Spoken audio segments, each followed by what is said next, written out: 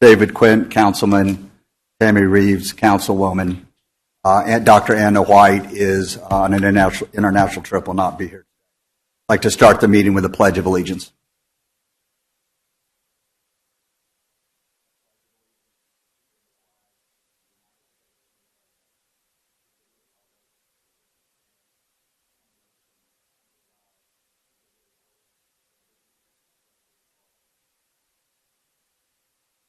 Honor the Texas flag. Texas.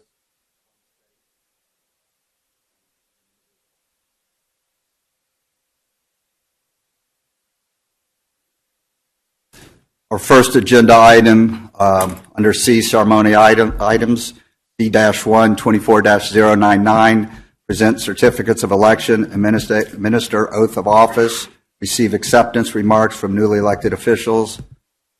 Judge, let's all want to come up?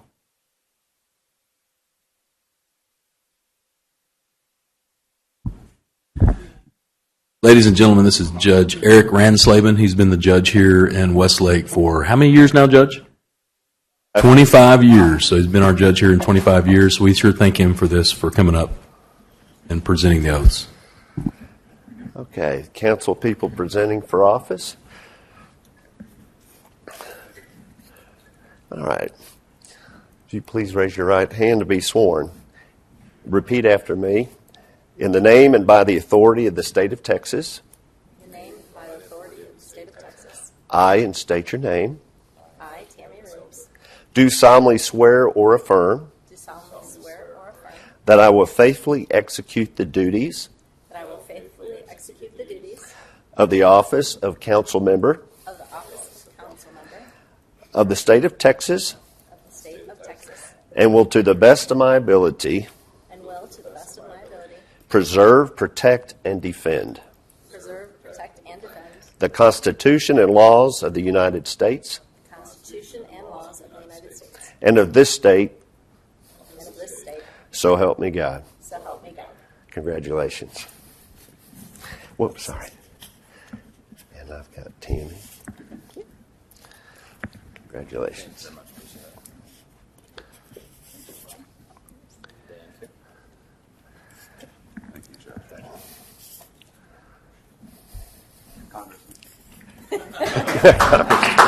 Oh, yeah.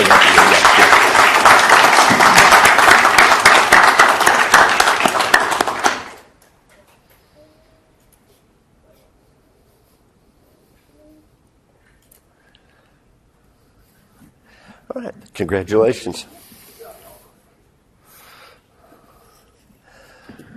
Mr. Mayor, please raise your right hand. Repeat after me. In the name and by the authority of the state of Texas. In the name and by the authority of the state of Texas. I, Kim Graves. I, Kim Graves. Do solemnly swear or affirm. Do solemnly swear or affirm. That I will faithfully execute. That I will faithfully execute. The duties of the office of mayor. The duties of the office of mayor.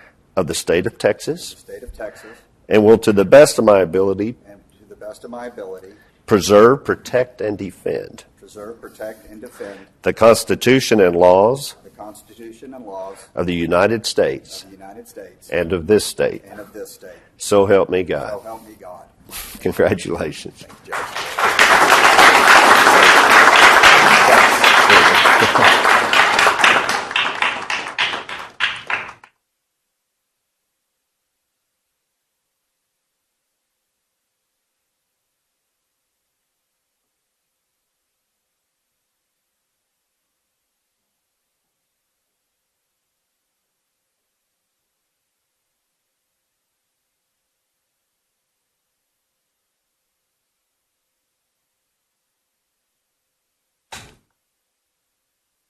Thank you.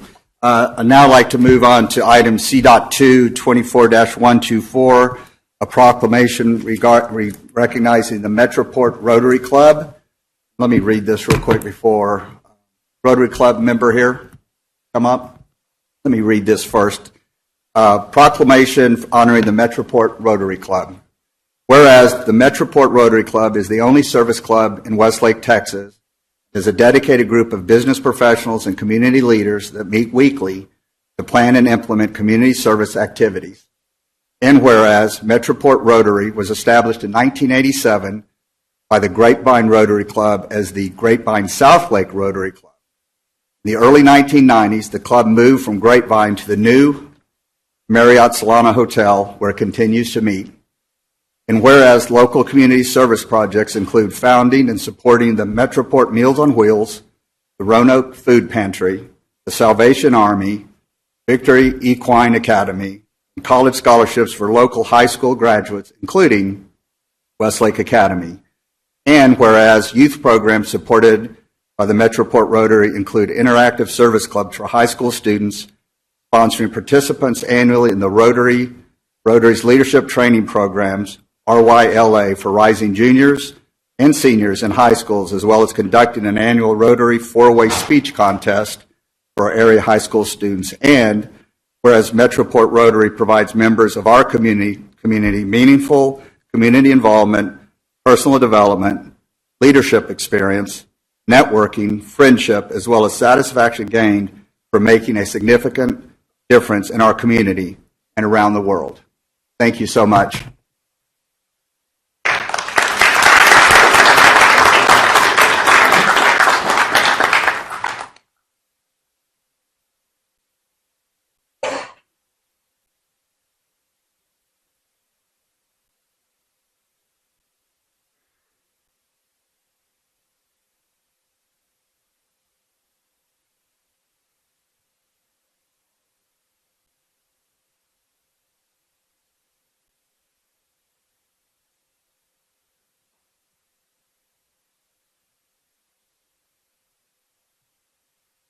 Okay, we are now going to go into item D, the work session. D-1 24-094, discussions regarding the Westlake Academy fiscal year 2024-2025 budget. Casey, thank you. And good evening, Mayor, board members. So this is the first discussion we were able to have tonight on the fiscal year 24-25 Academy budget. What is included in your council packet and available online are the line item details, the 5-year forecast, and the additional asks, what we call service level adjustments or SLAs. So to get us started, what I'm going to do is just go over a high-level overview of what we are looking at for a base budget next year. Okay. Really, the takeaway of all the details that you are seeing is that year over year, we are right now looking at an increase of $124,000 in expenditures. This is approximately 1%. It is very minimal. You see that same increase on the revenue side reflected. Part of what went into this is a couple of things that it should be noted. For fiscal year 25, this will be the first fiscal year that has a fiscal year start date of July 1st. For the first 20 years of the Academy, the fiscal year actually started on September 1st, which, as everyone knows, is a couple of weeks into the school year. So what we did for the school year that is about to wrap up is we went to the state of Texas and asked for us to change that back so that whenever staff and teachers are back on campus before students start, we don't have that odd lag of shutting down fiscal year activities as all the school campus is winding up. So whenever we come back throughout the coming months, you'll hear a lot more about that because we are going to have some weird reporting issues that we'll have to talk through, specifically whenever we're looking at a 10-month fiscal year versus a 12-month fiscal year. Next, we're assuming a flat enrollment for next year. So we're calculating about 880 as our weighted average daily attendance. The next part I want to make sure that everyone is aware of, the basic allotment from the state is remaining flat for the 6th year in a row. That means that for those 880 students, we are only expecting to get $6,160 per head. Again, this has remained flat since the 2019-2020 school year. Costs have not. So just something to be mindful of whenever we're building out our budget. Next thing is this budget does include our obligated step plan increases, and it does include all the benefit increases associated with staff. And then the last thing I wanted to make sure to point out, and I'd like to specifically recognize the principals that are here, we went live on a new ERP this school year. And we also asked the principals to participate in a way that they have never been asked to participate. So all of those line item details that were included in the budget package came directly from them. They worked together and they worked with the finance staff starting way back in February, meeting weekly to make sure that we understood what all of these line items meant, what it meant for how the students receive all of their services, how they receive instruction, and really had them think about what it is they needed as principals, as teachers, in order to keep it status quo and make sure that we are providing the educational resources that the campus needs. All right, and then we'll talk about revenues real quick. Whenever we talk about revenues, we usually break it into two larger categories, state and local.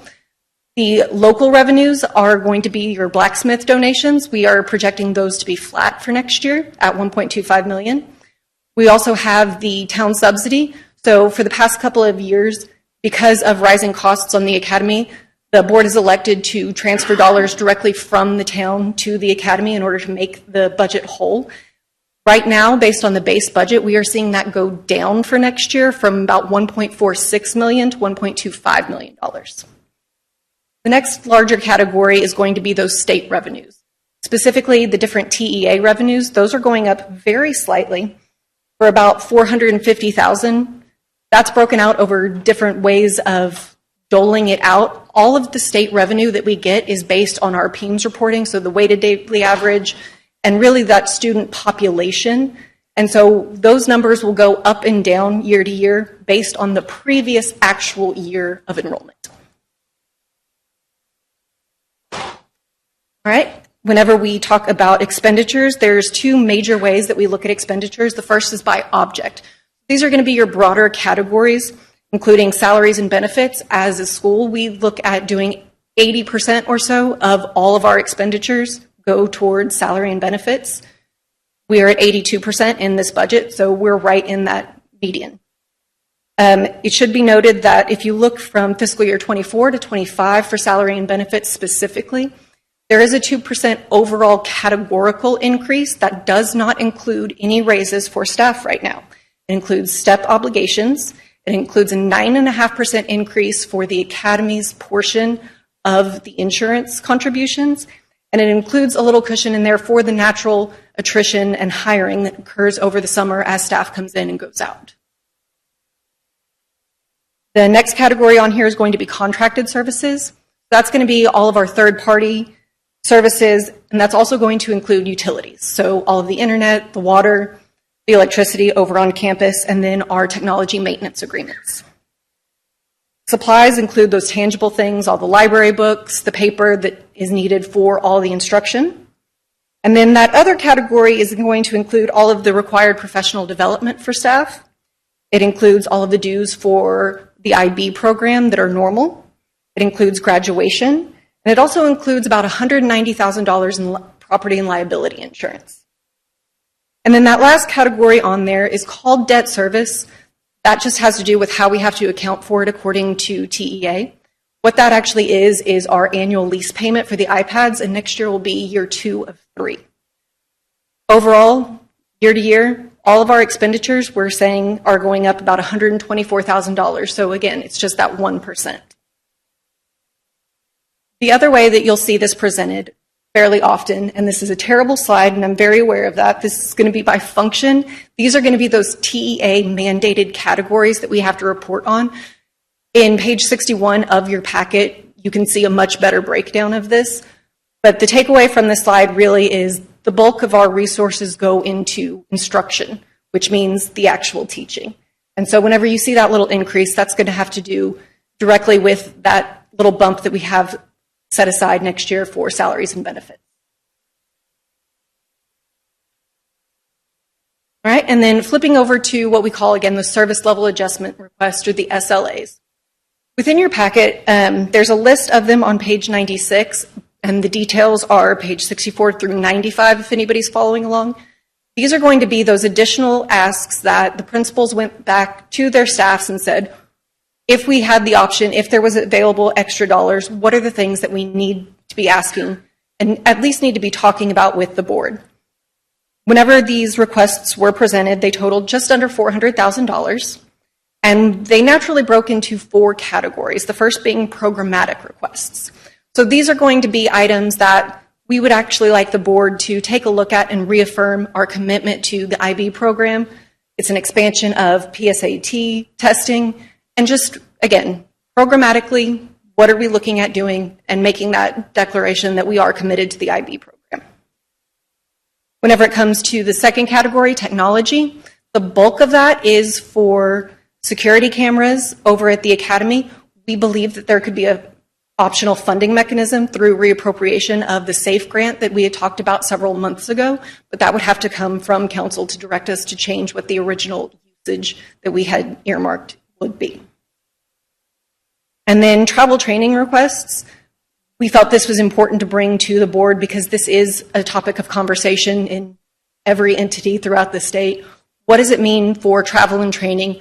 Who is required? What kind of policies would the board like to see put in place? Are there expectations that the governing body has as far as what we're doing and how we need to do it?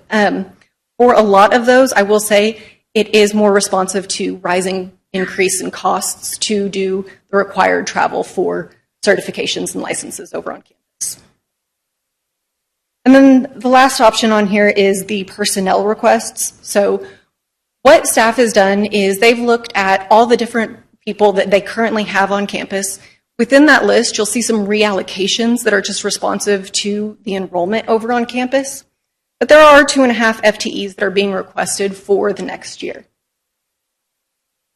I'm also aware that we are approving the head of school contract this evening, and I want to make it clear that any of these SLAs that we're talking about tonight, because this is a work session item, we are not voting on these, we are not approving these. We do have the option to hold off on doing any of the approval of these, even into next fiscal year, through a budget amendment, if the board was more comfortable waiting until Dr. Ritchie got here to have those conversations.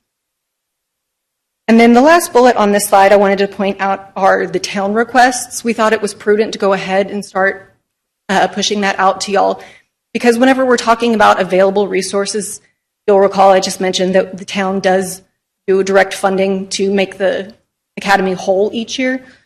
So this would just be additional dollars, the $400,000 over at the academy plus 1.6, so effectively $2 million that the organization as a whole is considering adding on to budget for next year. All right, and then the last bit of today's discussion is just a calendar so that you know what to expect over the next couple of months. We're having the first discussion today. The next time that y'all will see any kind of update would be if we get any feedback from today. We'll push out updated documents to both the board and we will publish them online for public inspection. Additionally, we will advertise a public hearing to be held during right now it's currently scheduled for June 17th, but later on today's agenda, we are looking at adjusting the calendar for council meetings. So that would float from the 17th to the next day on the 18th, but all of those same things would happen. We would have the public hearing. We would make sure that we vote on the compensation plan, and then we would have the vote on the actual budget. It is legally required that we adopt a budget prior to the end of the fiscal year. Again, this is a much shortened year, so we got to start very early, and we'll have to have it adopted no matter what at the latest on the 17th or the 18th meeting, whichever one occurs. Those are our drop dead dates. Yes, sir. 17th. Has Dr. Ritchie seen any of this yet? Have you had any discussions? She has. Her feedback was it was one of the more detailed budget proposals she's ever seen. Great job. So that's all them. I want to make sure, and just for the council, I want to make sure she has a lot of time to weigh in this. It's going to be her budget. Starts, so much time as we can give her. And Mayor and Council, as we said before, as Casey had stated earlier, we are looking at the calendar later on in this meeting, and staff is suggesting that we have 2 meetings in June instead of that one. So we would have another possible look at the budget to at least be able to put some of that direction in order there, and then hopefully get some direction by then. But we would not do any voting or have the public hearings until that second meeting in June. We have the agenda, and that's going to be up to council. That's correct. What they agree. That's correct. Yes, sir. And this budget calendar, just to be clear, this is just for the academy, right? Correct. But you're just introducing the town SLAs just for context? Yes. Casey, I should know this. Are there performance indicators with other schools, like what our expense base is compared to others, like instructional, as you said? Are there metrics out there on how other schools are run, and if so, how do we compare? So usually they look at it by object and not the function, but we can confirm that for you. I mean, I would assume there's groups out there that have that give us some sort of path. Yeah, I was going to actually ask probably the same sort of question because, what we're effectively adopting here is the baseline from last year. Correct. And then just making these service level adjustments, if we adopt them, obviously. When the staff members put forward their budget proposals and they submit it through their process, how is that being sort of, what's the pushback? If someone's saying, hey, I really need this, who's actually auditing whether that's really a necessity, a nice to have? Like, obviously we don't have the bandwidth to go back and plow through everything in the academy and make sure that the baseline is a realistic, true baseline. But how are we constantly refining that model to make sure there's, no excessive wastage, for example? So as I said, this was really the first year that the Academy has ever put together a line item budget on the detail level that it did. And that was born out of weekly meetings that went through February, March, and into April with all of the principals and with finance staff to sit down and go through line item by line item and look at things that were over or under and have them really reevaluate where the dollars needed to be. If you look at some of these categories, you'll see some might be higher, some might be lower. Right. That has to do with all the due diligence that was performed in the late winter, early spring. From just looking at this calendar, just so we're all clear, from a practical perspective, when are we going to have an opportunity to sit and actually talk again about the specific budget items? And I think in particular, just having a little bit of a deeper understanding of the baseline would be helpful. We don't have to go crazy. But the SLA list is, it's not very long. And like you said, it's only broken down to 4 categories. There are single line items here of 100,000 plus. There are some really notable expenses here. And a lot of the ones are actually just de minimis. And so I think at some point it'd be really helpful for the council just to get a brief run through on these requests, just to understand why they're being asked for and what's the benefit to them. And I think we could probably get through it quite quickly that way. Okay. I agree. If I could, sorry, go ahead. Kate. I was going to say, I do have some slides that I can share with council to go into some more detail on those specific categories and what's being asked. that Yeah, I'll share. perfect. Casey, thanks for providing you did provide a detailed line item budget, which we looked at. And to Councilman Quinn's comments, just to add, there are a lot of line items where we have a year-to-date estimate already, or it's probably actuals. Forecast the balance of the then fiscal year. I know it's about to change. There's a lot of areas where we've just gone 2 or 3 times that year-to-date actual in the budget. So I feel like it's sort of a plug number. I'd love to see you come back to year-to-date actuals on the areas where you can. So we can create some headroom for other areas of need rather than just say taking it up to a number that we haven't actually spent prior year. Does that make sense? It does. And that was part of our process. If you'll notice in those line item details, the prior year budget column is 0 and the projected column is 0. With the new software system, we had challenges getting those numbers in, and we're not using the projected right now. But part of what we asked the principals to do is look at those specific line items whenever it was way under budget or way over budget and say, was that over budget because of a one-time expenditure? Do we need to adjust that, or the opposite being true? Okay, and I'm looking at the, just for clarification, look at the year-to-date actual, which I don't know if it goes through April, whenever you last closed. And if you compare that to what's being asked for the next year, sometimes there's some significant variance there. And that's an opportunity. I'll certainly be that in our next workshop. Okay, absolutely. We will put together variance testing analysis for you. That's perfect. Thank you. Just one more item. I think you mentioned here that there are adjustments to salaries just based on time and job, but none is being proposed just for inflationary reasons. Can Correct. we just run the scenario analysis on that? And just again, to the Absolutely. mayor's point, And so just how we compare to, we just want to make sure we're in the right place, I think, competitively. Keller, we do know, is not offering any raises. There are multiple districts surrounding us that are actively closing campuses for the upcoming year. We did hear today that Carroll is looking at a possible 3%, and that Northwest ISD is considering a 2%. And then just for everyone's information, 1% including about a 20% benefit swing, would equate to about $90,000. Okay. And David, I know we've talked about this for a couple of years now. Where I hope to get on this process come from that we understand our baseline. We've done the work over a couple of years. Bottoms up budget. Conversations I want to have going forward. Revenue is up or down, expenses are up or down. Why? We're not quite there yet, but I think we're good. So, thank you. Absolutely. I think this year was a huge step forward. Yeah, absolutely.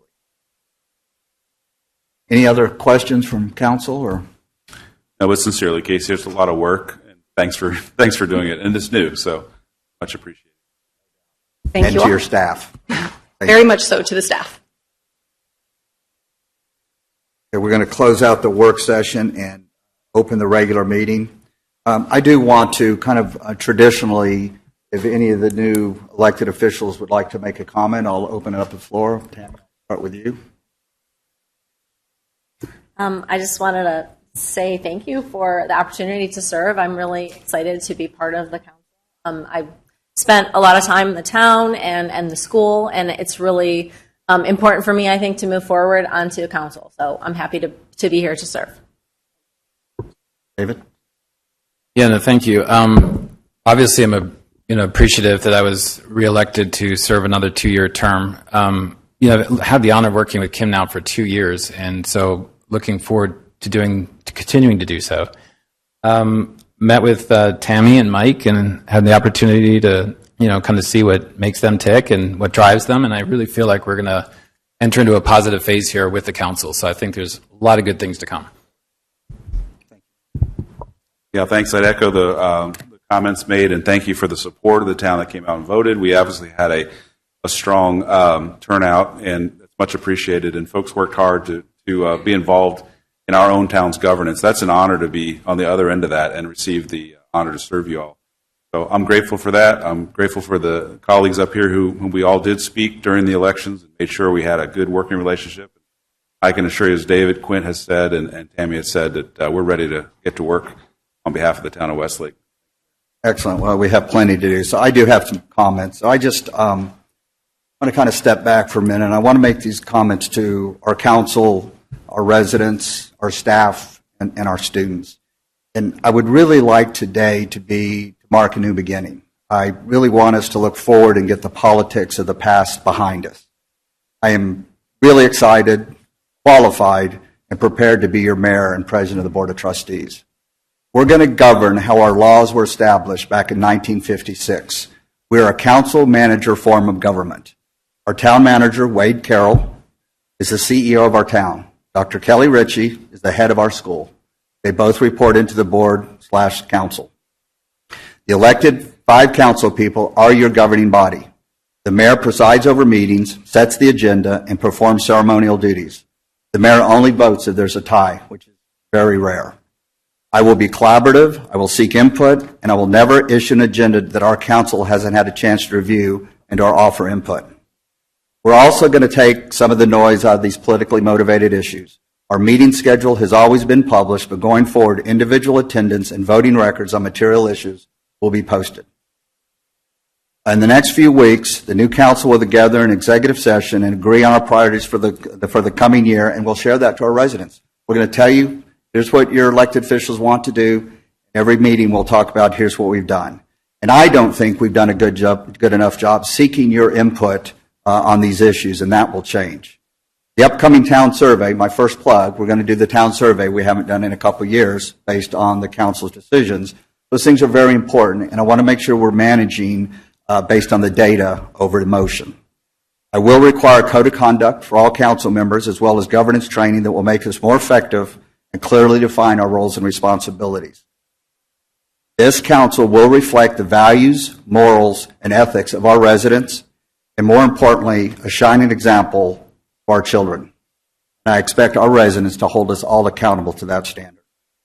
I will ask for new ordinances to protect the town and school. We must be a learning organization, such as having deadlines to fill vacant council seats, which we have, and what an official can or can't do 90 days before election and 30 days after, and strict rules around the canvass process. I want to take the the politics out of the process and make sure future generations of council don't have to deal with these issues again. I will propose to this council, we have 2 meetings a month, one meeting for town issues and the other for school issues. I expect all council members to be prepared, read the documents provided, and ask as many questions in advance so we can have an informed and efficient meeting. Wade Carroll will reach out to you before any agenda is put together, and once it's put together, he'll spend whatever time answering your questions before we come into council meeting. And then finally, I will ask the Board of Trustees to defer any decisions on Westlake Academy to our new head of school, Dr. Kelly Ritchie, that we will approve later tonight. So I do thank all the residents who came out and voted and supported, and I sincerely thank everybody that has run, for the people that got elected and that didn't get elected. It's a big deal, so thank you very much. Okay, do we have any citizen parent comments? I have a lot of attendance here. I appreciate it.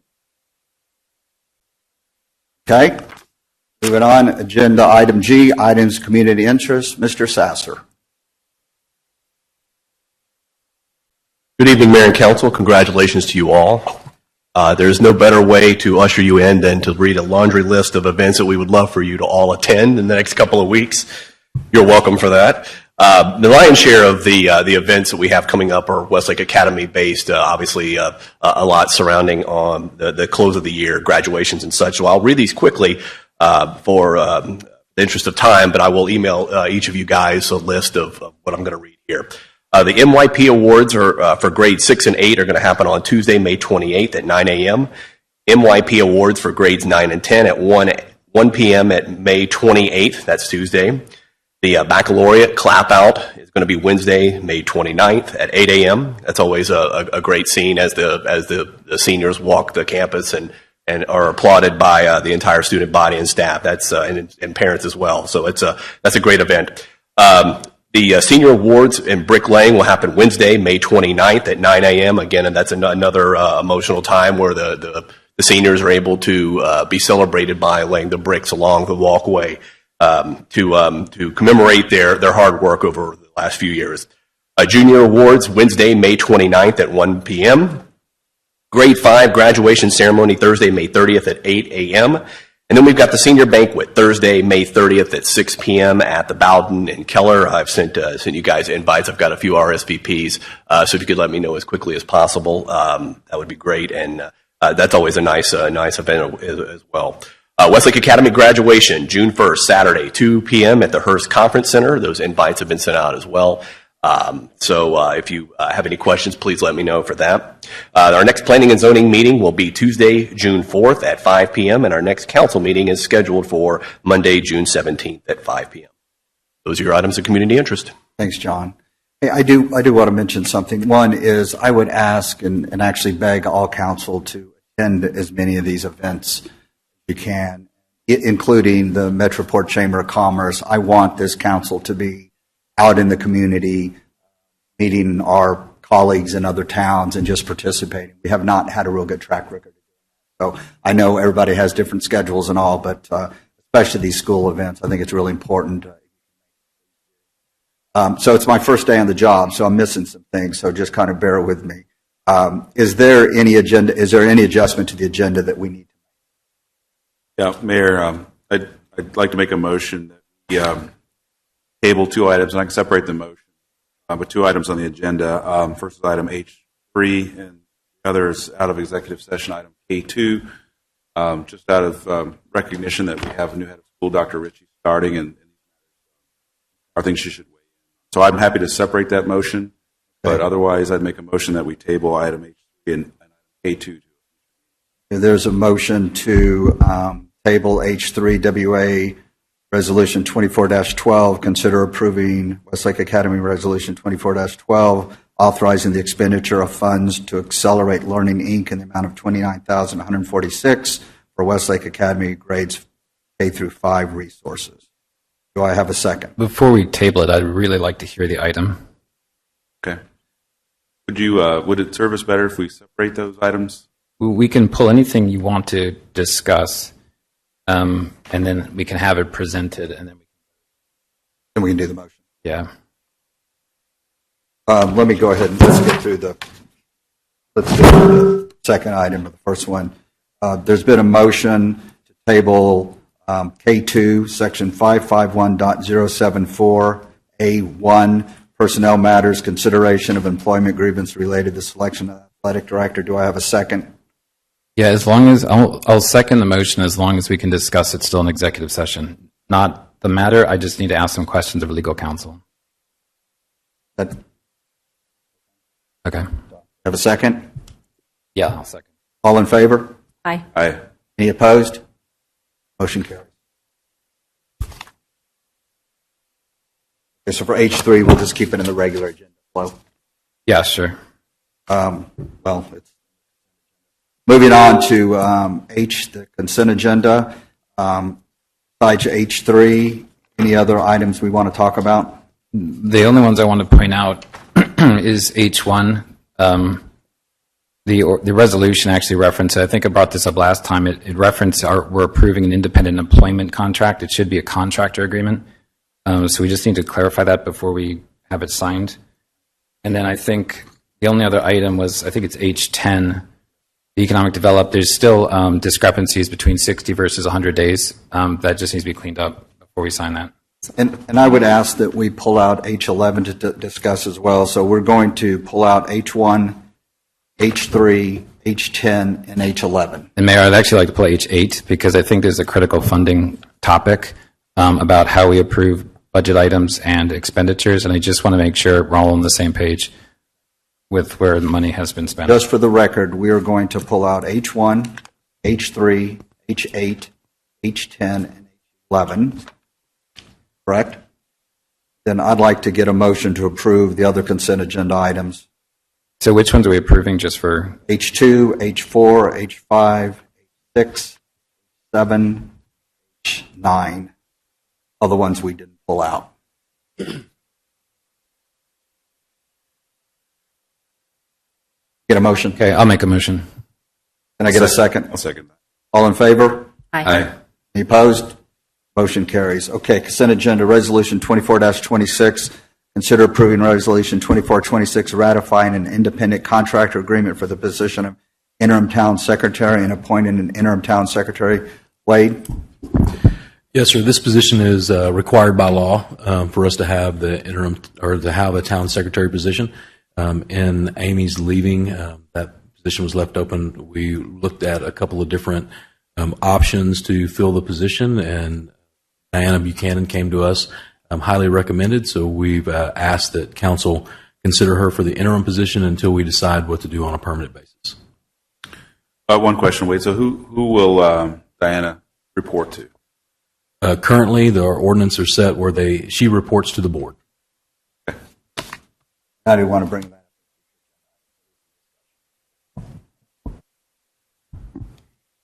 up? Have any questions? No, it's just the wording of the resolution was my only issue. Because it just references we're approving an independent employment contract, but she should be a contractor. Do we need to make those adjustments? We can make those adjustments. Yes, sir. So Y'all would like to approve it with that amendment? based on that, with Yes. that amendment, Yes. can I get a motion to approve? Read it again, So, H1 resolution. With the amendment, so moved. Second? Yeah, I'll second. All in favor? Aye. Opposed? Carries. One is H3.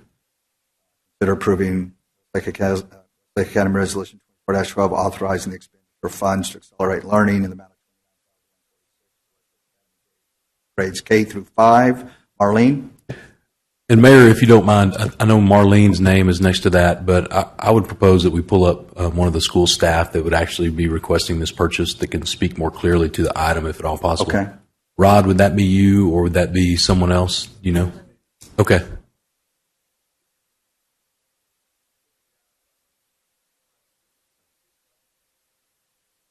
Yes. Is that right? Accelerate learning. Yes. These are math and science resources for kindergarten, grade 1 right through to grade 5. So we've used these resources before.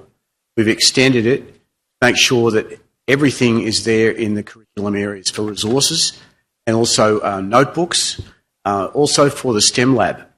So it extends over to the STEM lab. So we've got a really nice package, and it goes from 2024 to 2028. So it's all curriculum resources and consumables. Thank you, Dr. Harding. A question I'd have, would it be, are there credible alternatives, and would it be appropriate for Dr. Ritchie to opine together on this item? Well, we were asked at the finance meetings what works best for us, and this is a proven product that's worked really well for us in the science and math together. But I have no problem in discussing this with Dr. Ritchie. It does sound like it's a 4-year commitment. Did I hear that right? Yes. And how long have we been using this for so far? Well, you're asking me a number of years. Yeah. I think maybe 5 years, 4 years. Okay. Yeah. And is this already included then in the baseline budget? I'm not sure about that, Molly.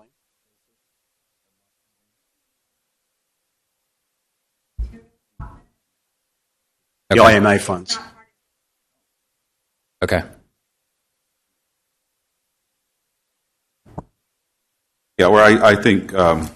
Harding, we share your commitment to STEM, and I want to know that this is probably a terrific program, but I think just out of recognition that we have Dr. Ritchie starting, I would just make a motion that we table this item until she's had a chance. Fine, yes. Does that cause us any issues tabling it for a month? No, I don't think so. No. There's a motion to table WA Resolution 24-12. Do I have a second? A second. Sorry, Mayor, because we have the vacation now, so it won't. I'm sorry, say that again? We have the vacation in a couple of months. Yes. So it won't be affecting the children at all. So it won't be an issue? I don't think it's an issue, no. Okay. Thank you, Mr. Harding. All in favor? Aye. Any opposed? Yeah, I'm opposed. A motion passes 2-1. All right, next, H8, Resolution 24-30, consider an act regarding Resolution 24-30 to ratify purchases made over $25,000. Casey? Hello. This is a resolution that is listing all invoices that have been paid since the beginning of both entities' fiscal years over $20,000. For those new to the board, what we had done last fall was to lower the spending authority of the town manager and the head of school from the state prescribed $50,000 down to $20,000. All dollars being spent over that amount had to come before the board. All the purchases listed within that list for both the academy and the town were approved either via budget or were actually approved in an open session, with the exceptions being pass-through items that we're legally bound to do, specifically payroll taxes, any pension contributions, and any remittances to the state, specifically for the comptroller for fines. Everything else that is listed on there were approved through budget or approved in an actual item since the fiscal year started for both entities. We just thought this would be much more transparent and get everybody on the same page about where those big dollars are going. What are we ratifying? All purchases have already been made? Is this to ratify going forward, just to reiterate what's in place? Yes. Okay. And just help me understand why, if it's in place, are we talking about it again? Why did it come back on here? With the inconsistent meetings over the past couple of months, like I said, we were just trying to get ahead of any conversations going into budget about where those big dollars were going to be. Well, going. I'm certainly in favor of this. It was in place. Yeah, and just to reconfirm, everything was either budgeted or approved. Correct. Right. Put this in place. Yeah. All right. Okay. Can I get a motion to approve Resolution 24-30? Yeah, I'll make a motion. Can I get a second? Second. All in favor? Aye. Aye. Any opposed? Motion carries. Thanks, Casey. Okay, H10, 24-089, discuss and consider an economic development and landscape maintenance agreement in the town of Westlake and the Granada Homeowners Association, take appropriate action. Wade? The mayor and council, this was brought forth on the April 1st agenda, and I was supposed to go out and speak with both Granada and actually with H11 with Vaquero and Quail Hollow on their landscaping agreements. H11 is for the median only, and H10 is for the linear park between Solana Drive and Dove that borders Davis Lane. The original contract that I sent over to Granada to look at for approval was actually for us to pay 100% of the costs associated with that. Since then, I went back and looked at, thanks to Mr. Quint for pointing that out to me, and went back and looked at the discussion on that night. That discussion that night actually suggested a 60% was the motion, 60% of the total. I reached out to Todd Gutier, I believe. Is that correct, Todd? Is he here? Yeah, sorry. I butchered that. I'm sorry, Todd.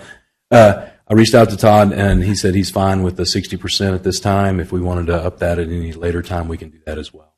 But so the contract is ready to be approved. I think David said that there was a discrepancy, and there's a portion in there that gave them 60 days. Originally, we said 60 days. When we found out the type of land transfer that they were going to have to make to get it to the town, I wanted to give them a little extra time, so we wanted to push it to 100 days. I misunderstood something here. We're going to pay 60% once it's transferred all to the town because we can't spend money, we can't spend public funds on other property, right? That's correct. So in this motion is to spend, once they transfer it, we'll take up 60% of that cost. That is correct. Todd, is that what y'all wanted? And my memory could be wrong, Wade, but I thought there was and we may have been in error to do so. I thought it was 60% until the lands were That's what I thought. deeded, and then it was 100%. That's what I thought it was as well. But when you go back and actually listen to the motion on tape, the motion was for 60%. And I believe Mr. Quint made the motion. After the land was deeded? Yes, sir. Yeah, so let me just make a suggestion. And I want to make sure, and Wade, keep me honest, I want to talk about this holistically. So my preference, based on the council vote, I would say I think we should pay 100% once it's transferred. It's the town's land, and we're going to have to figure out, and I think this part, we already know how we're going to fund it. And then the other part on H.11, but I want to make sure all of our residents understand that we're going to look at across the town any more pieces of land like this that are public facing, we need to look at and be fair to every neighbor. That's the feedback I got. That's what I want to make sure we do. That makes sense? Yes, sir. We can look towards that in the future. The question for tonight would be for these Yes. two items. And I will say, when I was looking through the budget with Casey, through efficiencies, we did come up with enough of the cash that was necessary to offset these costs to take care of that linear park at 100%, if that's the council's wish. Yeah, what I'm struggling with, I think what we maybe are faced with is an item where we are deeded the land entirely to the town, yet Granada or Vaquero or Quail Hollow homeowners are paying for some of the maintenance of town land. Yes. That's a sticking point Yes, sir. for me. I'm not sure how Or can't we make a new motion that once it's deeded, we'll cover 100% of it? Yes, sir. Up to y'all. Yeah, well, I mean, to the extent this land is deeded to the town of Westlake, I would move that we would 100% of our own land. Yeah, I'm okay with the concept. I think, to the mayor's point, I think when this got brought to council, it was done with a view to trying to improve, or not improve, but maintain standards in Westlake. And, and also where there's a public use element, that it may not necessarily be fair to be solely burdened to one individual HOA. I think all of that makes tremendous sense. I think the counter argument that's been raised since the beginning is, what is the precedent we're going to set by doing this? Conceptually, I have no issue with striking these economic agreements. I think they're good partnerships. I think they benefit everybody. I just don't want to be in a position where every neighborhood with every piece of possible public land is being pushed at us, and we feel pressurized to load up, the annual budget to make sure everyone is treated as they see fairly. So if we can come up with some justification. I mean, I can see it with ease because Davis is a main thoroughfare, highly visible part of the town. But I would just caution we be careful about opening the floodgates. Yes, sir. I think that's. That was my concern as well. And if council so gives me direction, then I'll develop a plan to look at all of those open space and develop a plan over several years to start taking up those spaces that we desire. David raises a really important point. So, what are our main thoroughfares where even people passing through Westlake or entering Westlake have an impression? And I do think it's really important, to David's point, that we control, or at least in a position to ensure that those lands represent Westlake the way we want to be represented, rather than a small portion of residents deciding how Westlake's going to be presented. The only other thing I would add, and David raised an excellent point on precedent, at least in H10, and I can better understand H11. There are public fixtures, parks, water features in that strip, which at least make it unique. If we want to guard against precedent, at least a piece we can. And then Wade, I mean, I would be somewhat surprised if we have negotiated this maybe the best we can, get all this land with vendors, getting the power of economies of scale and stuff like that. So I actually feel like there might be some price benefit. Okay. Staff will begin working on that immediately. So we're owing H.10. Is there a motion? I think, well, I can restate the motion. Unless there's more discussion, I would suggest that if the town is to the extent the town has deeded lands from any of these neighborhoods, that the town should pay 100% of its cost for land that it owns. Is there a second? Yeah, I'll happily second that. All in favor? Aye. Any opposed? Motion carries. Do we need to discuss any further on H11? I just wanted to bring that up. I asked that to be pulled. I just want to bring that on the discussion we just had, that we're going to look this holistically throughout Westlake. No, sir, that's a median that we already own, and that cost is split between Quail Hollow and Vaquero and the You want to town. So pull it we will in? pull that in with that same motion. Everybody okay with that? Is there a motion to approve H.11? Mayor Graves, you will need to restate. Okay. Since you did not call 10 and 11 at the same time, please Okay. restate 11 and take a motion and vote, please. You know, my whole goal today was where you didn't have to correct me. Darn it. Okay. H.112490, discuss and consider an economic development and landscape maintenance agreement between Town of Westlake, Vaquero, and Quail Hollow Homeowners Association. Take appropriate action. Get a motion to approve. I'll motion. Can I get a second? Yeah, I'll second. All in favor? Aye. Any opposed? Motion carries. Okay, thank you.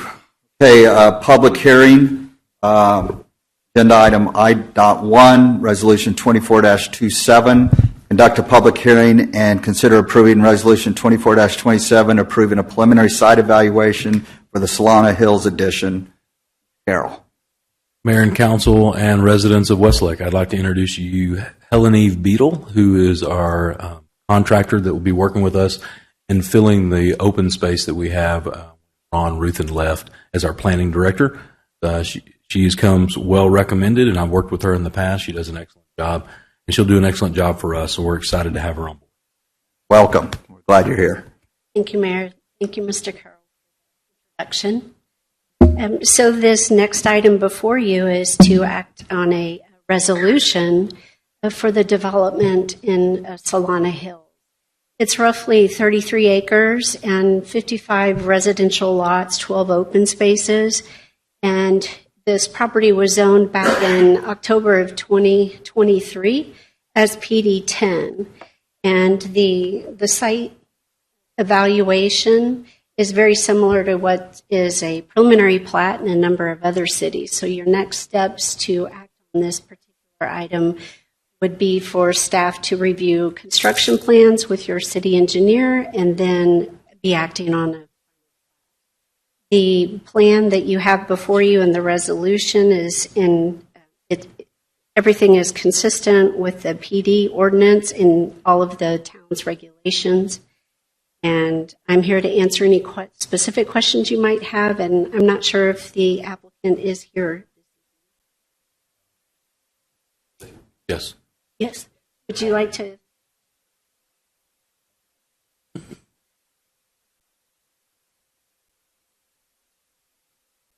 Good evening, everyone. My name is Adam Williams.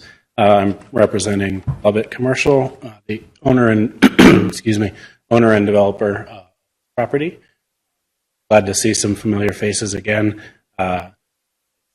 Always exciting to progress the ball a little bit further on this project, and so I just wanted to thank and now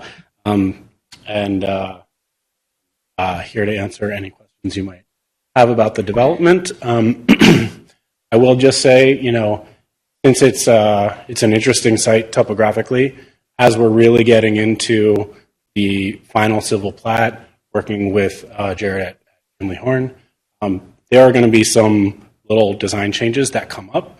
So we want to work very closely with planning and zoning and town staff to make sure that we're adhering to the original intent of the.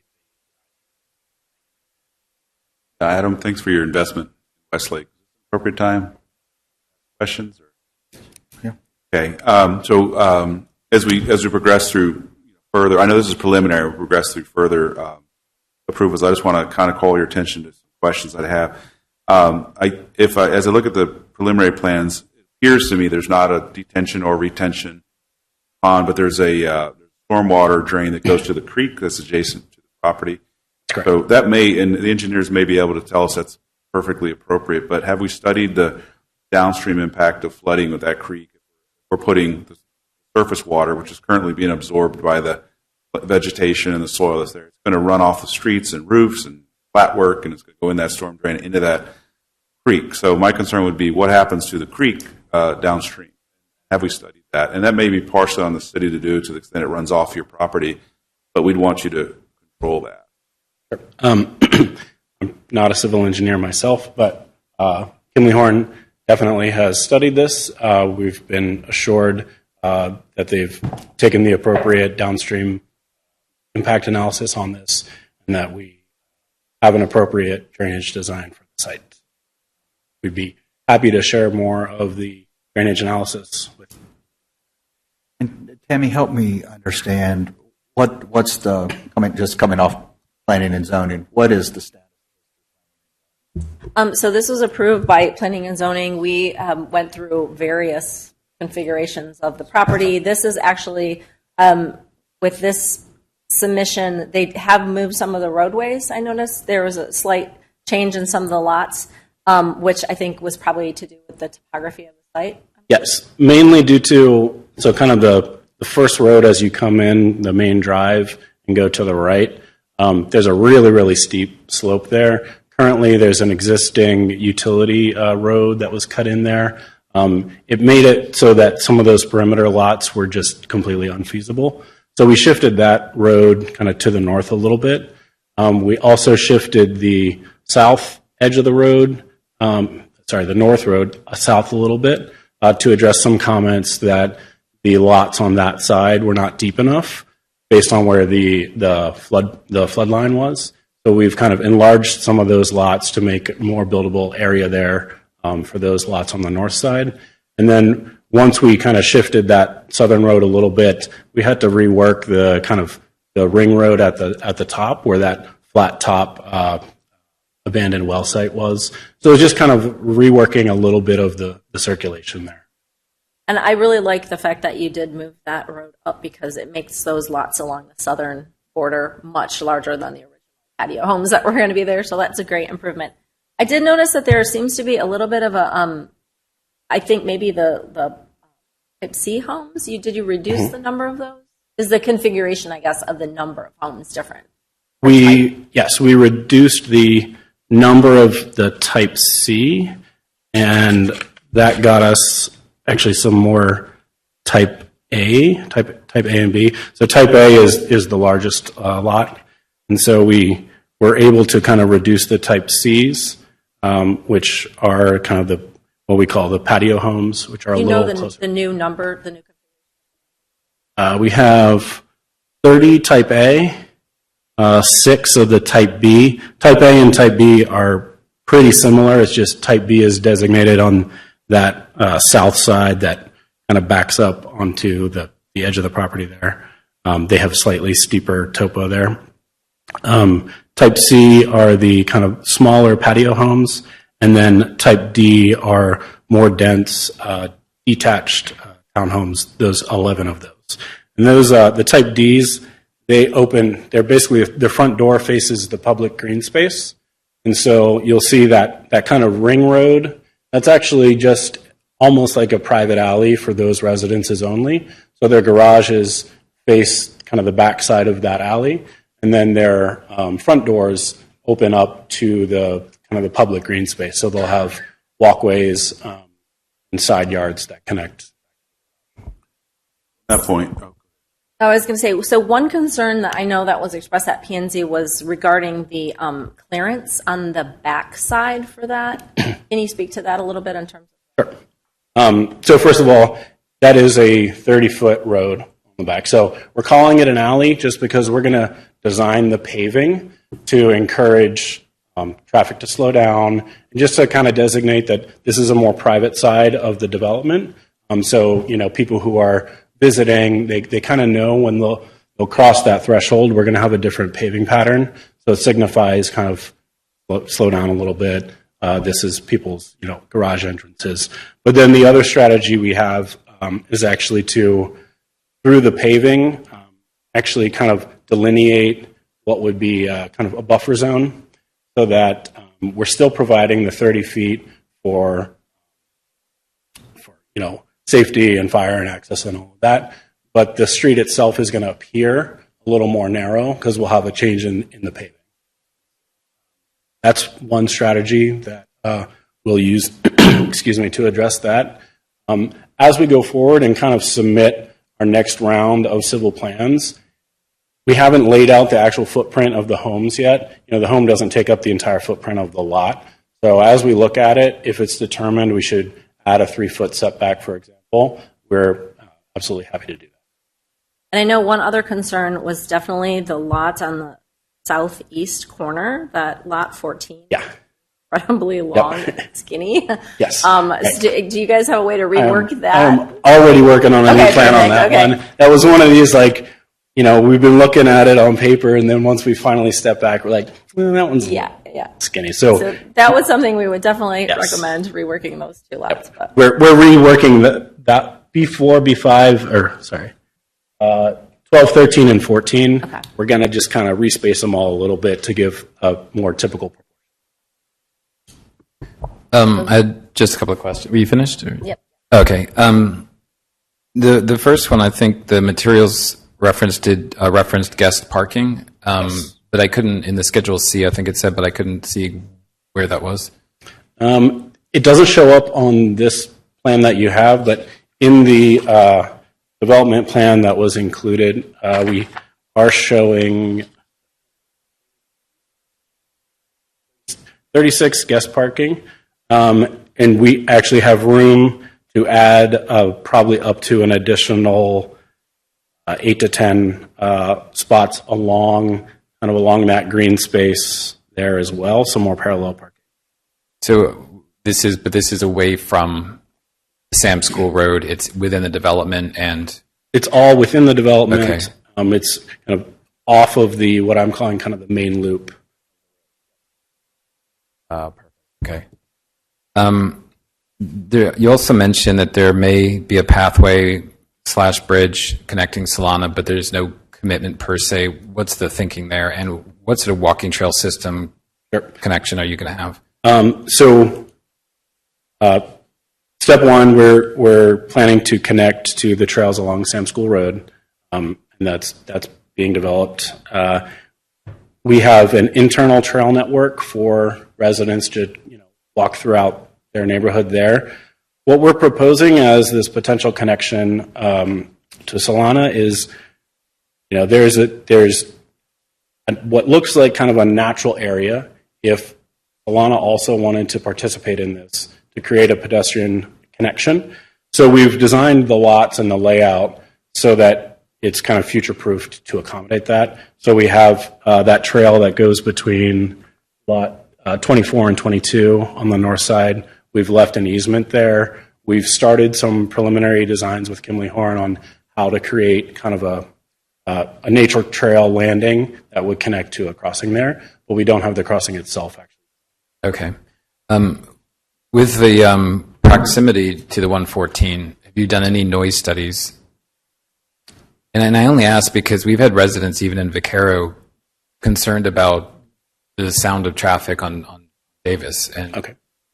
I'm not sure about noise studies. I know that we are kind of leaving a tree buffer there, and in our agreement, we do have a plan to kind of replant that bare section of the hillside that has been down. So we have, in our landscape plan, we'll be replanting trees along that side. I think it is a good concern, and I think maybe it's worth doing a preliminary sound study on that to see if trees are enough or if there are other remediation. is that something you will undertake? I would have to discuss with planning and zoning and with Kimley Horn. But Okay. Continuing a lot of my comments I'll look to the, or David, do you have more? I only had one last, actually. Go ahead and finish. And this one was traffic impact. There's a semblance of a traffic impact, but there's no real conclusion. So just curious what the effects are likely to be for Westlake. and I'm sorry, I'm not a traffic specialist. Yeah, so with the number of lots proposed in this development, the traffic threshold is very low, lower than normal, to trigger any type of normal impact analysis. So it'd be negligible. Okay, but the turnout would be onto a single lane road, right? Single lane each direction? Correct. Okay, but you're not anticipating any issues in terms of volume of traffic or how it would operate on a single lane? Okay. Sir, could Yeah. you state your name for the record? Jared Ernie with Kimley Horn. Jared, Jared, you may want to stay up there, but some of the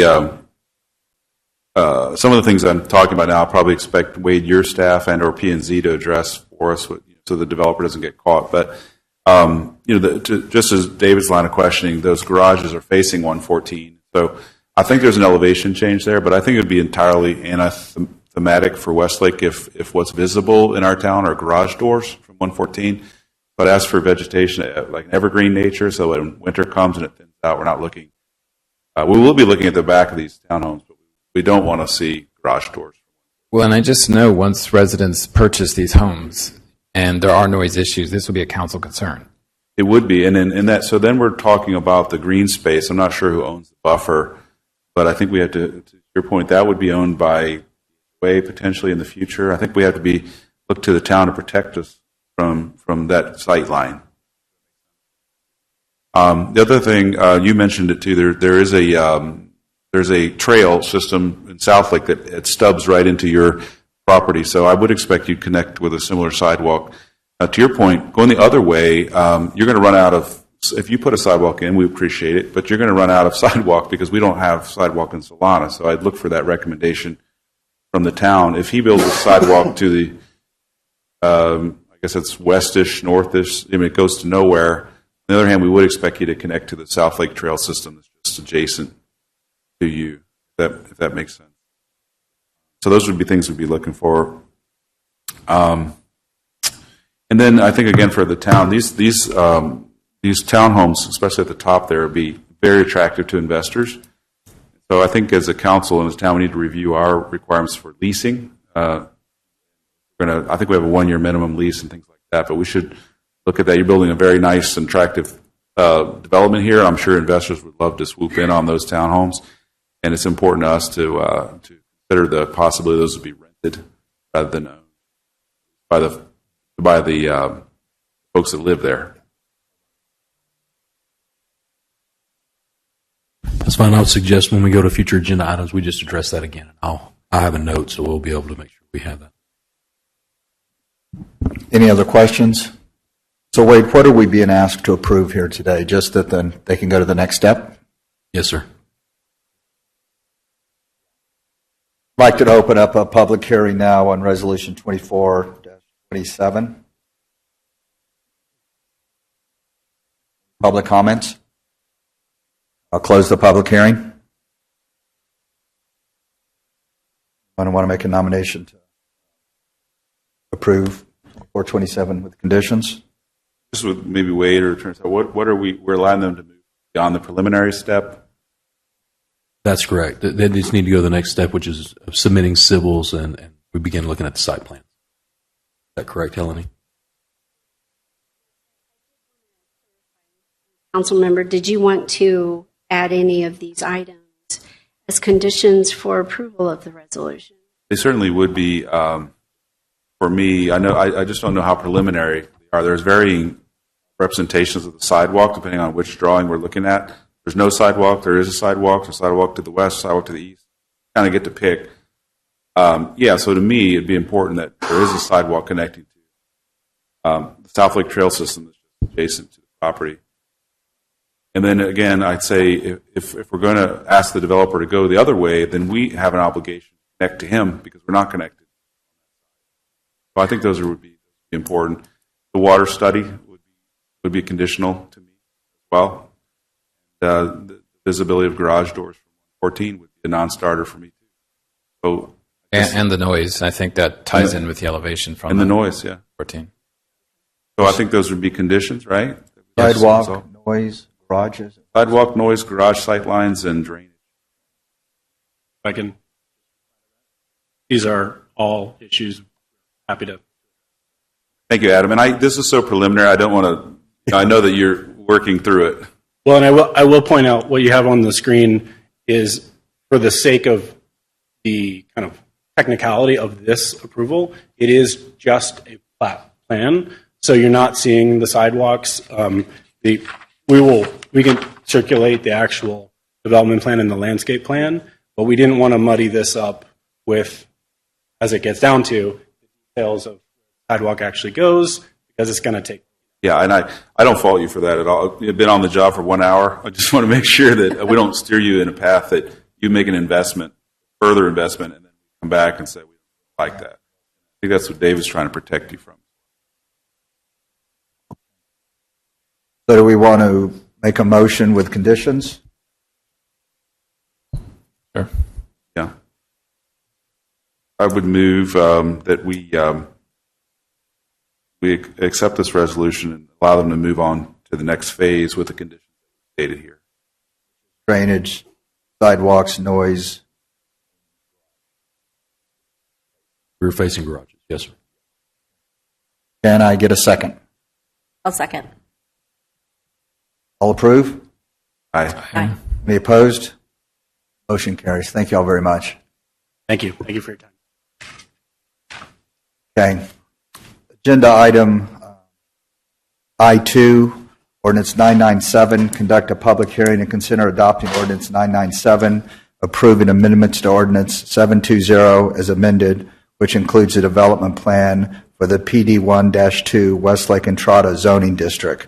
The Westlake Entrada development includes 109.12 acres generally located east of Davis Boulevard, south of State Highway 114, and north of Solana Boulevard, and take appropriate action. Wait. Ms. Helen Eve will walk us through this as well. Thank you again. So this is the Entrada development, and they are seeking, may I have the next slide? And this is the subject property. It's what's referred to as Block P. It's just a little over 2 acres. Next slide, please. And this is the development plan amendment. This was part of the application that was submitted for the property. It was originally all commercial office development, about 117,000 square feet of area. And the plan that you have before you is for 2 commercial lots, and on the northeast corner, or the very east corner, is a bank that's proposed, and your packet includes the required elevations for what that structure will look like. And then at the very southwest end of the block is a potential commercial lot to develop in the future. Then the remaining core portion of the property represents 18 single-family residential lots. So since I mentioned earlier that this property was part of or planned to be commercial office, there's the PID plan, the service and assessment plan. So all of those numbers are tied to a commercial office development. So one of the tasks that would need to occur is that PID service and assessment plan be updated to reflect this plan. And I think there was a prior development plan amendment that really needs to address the PID service and assessment plan as well. So this evening you have the opportunity to approve what has been submitted as is, or change anything through conditions, or actually deny the application. When this item went to the Planning and Zoning Commission, and when it came out, it was a little unusual because the motion was to approve retaining the development plan portion for the 2 commercial lots, but not to approve the 18 residential lots in the center. So basically we said the bank was approved when I read through the detail, but the residential planning and zoning did not approve the residential lots. Yes, sir. And the resolution or the ordinance that you have amending the plan development and development plan that's in your packet, it reflects the P&Z's motion. It does not reflect the original application that you see up on the screen. And I would be happy to answer any questions or go through the project. The owner are here this evening. You should have some specific questions for them. But we are reflecting on a motion that P&Z is making to the council. Excuse me, you're. We're deciding on a motion that P&Z has made to the council. Well, the Planning and Zoning Commission made the recommendation that you all approve the development plan amendment for the 2 commercial lots, but denying the residential portion. Is there a requirement, I think we talked about this before, that there's a proportionate amount of commercial for every residential that gets approved? Is Yes, that sir. true? Yes, Where sir. are we in that? I'd have to go back and look at our sheet to see where we were. Because I do feel like we've approved a lot of residential developments back there. CoreLogic will be a big increase, and commercial really has been slow to take off. And so I can probably understand where P&Z was coming from. You said there's 2 commercial projects on this lot. One's the bank. What's the other, and what's the status of these projects? The applicant could better address where he might be in Sure. contract negotiations, but the finished elevations in your packet are the eastern corner of the property, and then the one in the southwest corner is simply just slated for commercial. It has a general square footage and It was just identifies office, right? I think they said. office commercial. Right, but this one had been, they already had permitting before, and it's expired, and they're coming back to permit again. Correct. That was for.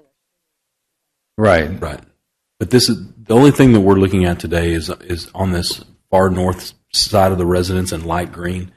Those other homes that are in the residential portion, bank that's on the far end, those are all just proposed at this time. There's no plan. Wait, set would forward you forward. or Helen mind going to the map and showing us what exactly you're asking us to approve today? Is that sure? And So the status of these projects, because we've had these projects come time and time again. We approve them, and then they don't go anywhere. And it would be nice to know, do we have actual tenants ready to go, ready to build? Mr. Mickens can speak to that, Mr. Quint, but Yeah. I will say, as far as our, when we talk back to that ratio of residential to commercial, we are working through that approval process for the hotel Okay. on Block B. That hotel will put us well over where we need to residences, if the council so chooses. And Wade, not that I want to solve this here, but I do want to understand ratios, reasoning, all that. That still makes sense. Yes, sir. Solve it now. Yeah, I yes, wanna- sir. And I think I have on future agenda items, or item that I brought forward for us to really look at. What we need to do is go back and readdress the development plan. There's Okay. changes that the developer would like to make in that developer plan. We just need to look at that as a joint council and have an opportunity to say, yes, we want to go that direction, or no.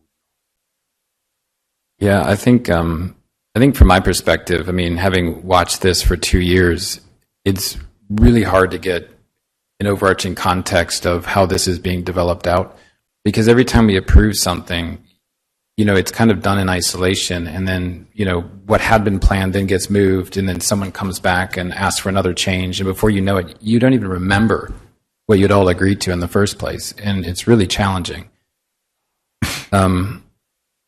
But I think trying to understand the status of these two commercial projects would be quite helpful. And David, just let me follow up to that point. I mean, we have a new council. What I'm going to propose on future agenda items, I want to get our partners, the developers, the builders, and all of us with planning and zoning in the room. And I want just us to have a clear understanding of everything as it stands. And our job is to work with our partners and get the right things in place and be attentive. But I think, to your point, we need to all understand. I really want to get that done as soon as they're ready to meet, which hopefully is this. Yeah, and I also want to make sure we touch back on this PID issue, because it was mentioned in the materials. You brought it up again. I mean, this has been a big impediment economically to the Entrada development as a whole. I have no idea what PID assessment currently sits on this lot, or how it was amended, I think 2 years ago you said, I think it was, and then how it's being proposed to be redistributed or allotted again. Because, the last thing we want to find out is they alleviate it for the commercial and then they just dump it on the residential. And I'm not saying that's what's happening, but I think we need to take a really close look at that also. Sure, and I think the PID assessment was in the packet, if I remember correctly. It's a little over $1 million. I can look at the packet to ensure. But we just don't know how it's going to be reassessed. And That's correct. David, the other thing I'll ask you all to consider, we should all have very clear assessments per lot. And we've asked for that from the have it. Again, I want to just make sure we're all up to speed with these developers. We're all seeing the same thing, clearly understand. well, maybe an Entrada workshop or something. Yeah, and that's whatever Benefit way, us all. and then the attorneys will let us do. Absolutely, but I wanted to get it done now. I think there's a lot of exciting opportunities. And I will say, as part of the agreement that we have with the developer, he is charged with tracking residential to commercial. I believe he's here tonight, and he can speak to that. Well, I think first thing, let's hear exactly what the request is. Yeah. That planning and zoning did, and I want to hear what you all think where we go. Does that make sense, Wade? Yeah. Yes, sir. Are you able to see, excuse me, are you able to see when I circle? Yeah. Okay, so this is the bank structure proposed with Yep. the elevations in your packet. And then in this corner is the other commercial office lot. So these are the only two things that P&Z recommended going forward. Okay. This one, the northeastern one, excuse me. The eastern one is the one that does include the elevation plans that are required to move forward. Okay. Is my understanding correct that this is not zoned for residential today? We're not rezoning it today. Well, the entire development is a mixed use, so that's really how it's addressed. But the development plan and the preliminary site plan that comes after it, that's where you address the specific uses. This development plan is changing what was originally on. The structures that were on it before, it was office and retail, 117,000 square feet of area. We're not necessarily approving these homes today, though. We're just approving these two commercial lots if we accept the P&Z proposal. You could approve the 18 lots because that was in the original application. What you see on the screen is how it was originally submitted for for rezoning. When you open a PD to amend a development plan, that's considered rezoning. If we approve ordinance 997, that's the recommendation of P&Z, which are just these two commercial lots. You're right. And nothing else. You're right.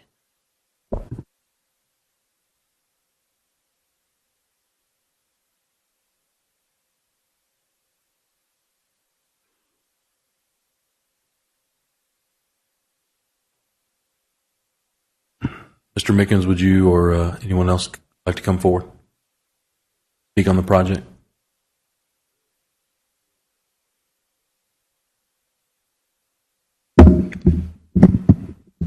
Good evening, new council. Congratulations. Nice to see fresh faces. Michael Beatty, 4110 Riverwalk Drive, Flower Mound, Texas, owner, developer of Entrada now. For good or bad? The block P that you see was the underground gun range site. That was the last development plan that was approved as ordinance 934. It has not changed since then. I believe that was now 4 years ago. PID service and assessment plan is the $1 million that Mr. Carroll spoke of. I submitted last June a table of how each of these PID reassessments would be reallocated for the blocks that are left in Entrada to be developed. I have not received any feedback from the PID administrator in the middle.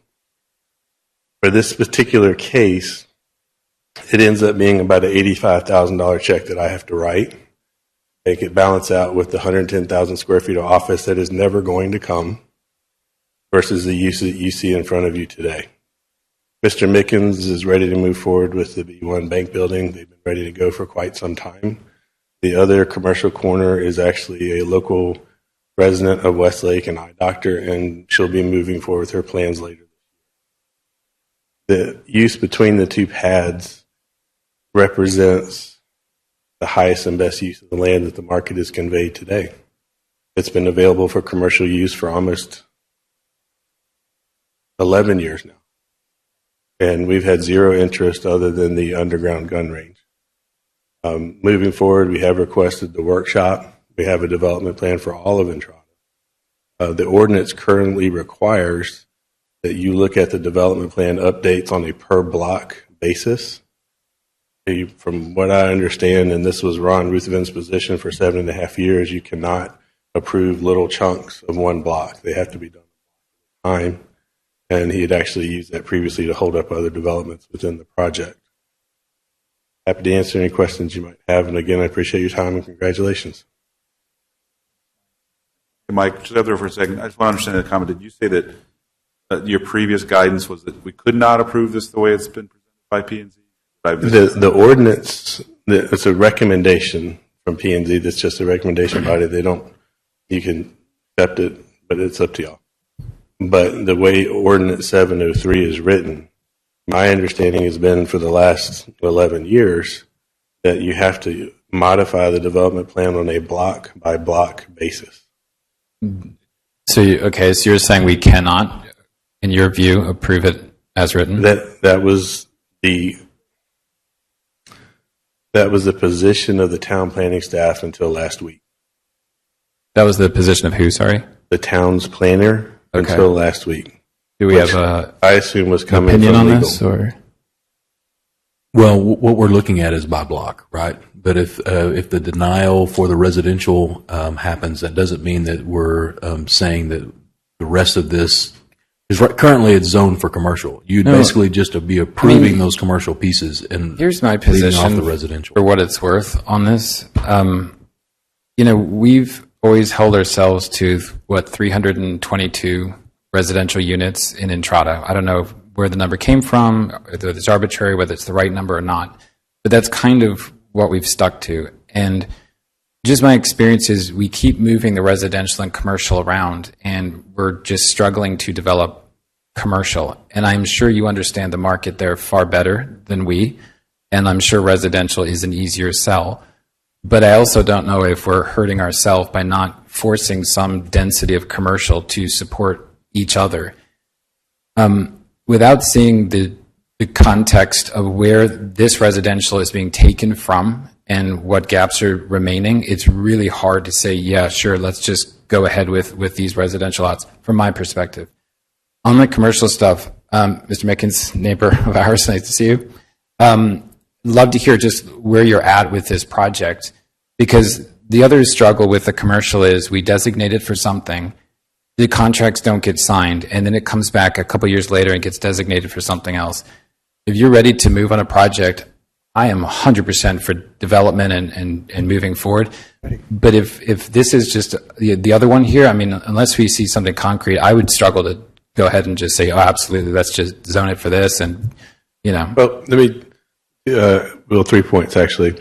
One, I'm currently ahead on the 1,500 square feet to one residential unit ratio. 55 units are available today.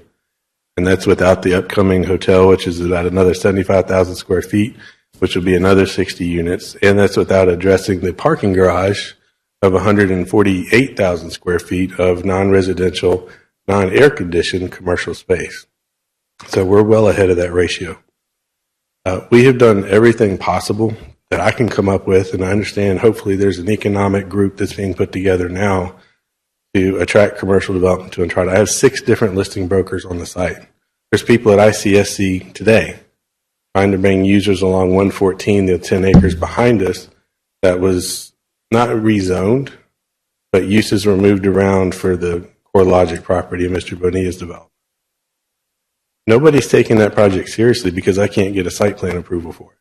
And people that are in that business look at agendas and they say, I'm not going to waste my time if I don't have an approved site plan to move forward with. So personally, I don't know what else I can do to bring the commercial. I know that the commercial that we have built has struggled to lease. I still don't have a good tenant on the second floor next to Westlake, on the retail corner building and Starbucks. I don't know how Mr. Bernal is doing on his lease up, his middle floor. And, you know, hopefully the economic group can help with that. That would be wonderful. I've got a lease from Carve that's been in my inbox now since March. Can't sign it, won't sign it because they'll sue me if I sign that lease and I can't deliver surface parking in phase 2. So I understand the frustration. It bothers me that previously the planner would always submit these in a very myopic sense.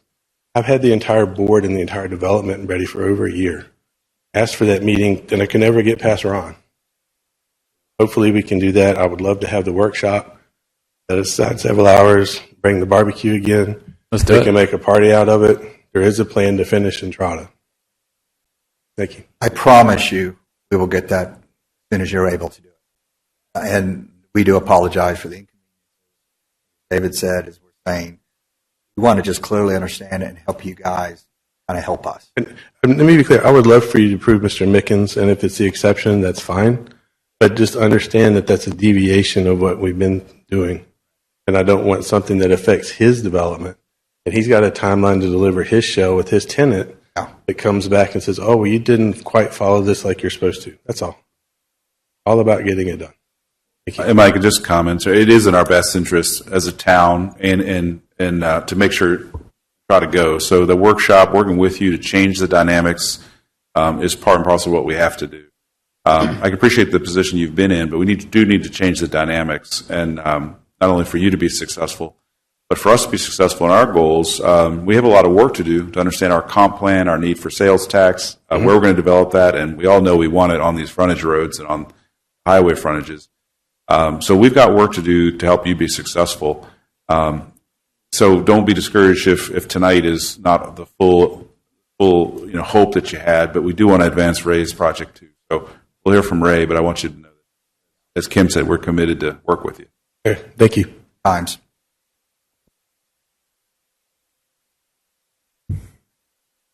Good evening. Hey, David. So... Ray, excuse me, would you just state your name and your address, just protocols? Oh, okay. Sorry about that. Ray Mickens, 1603 Sleepy Hollow Court, Westlake, Texas. Thank you. Been out here for a long time.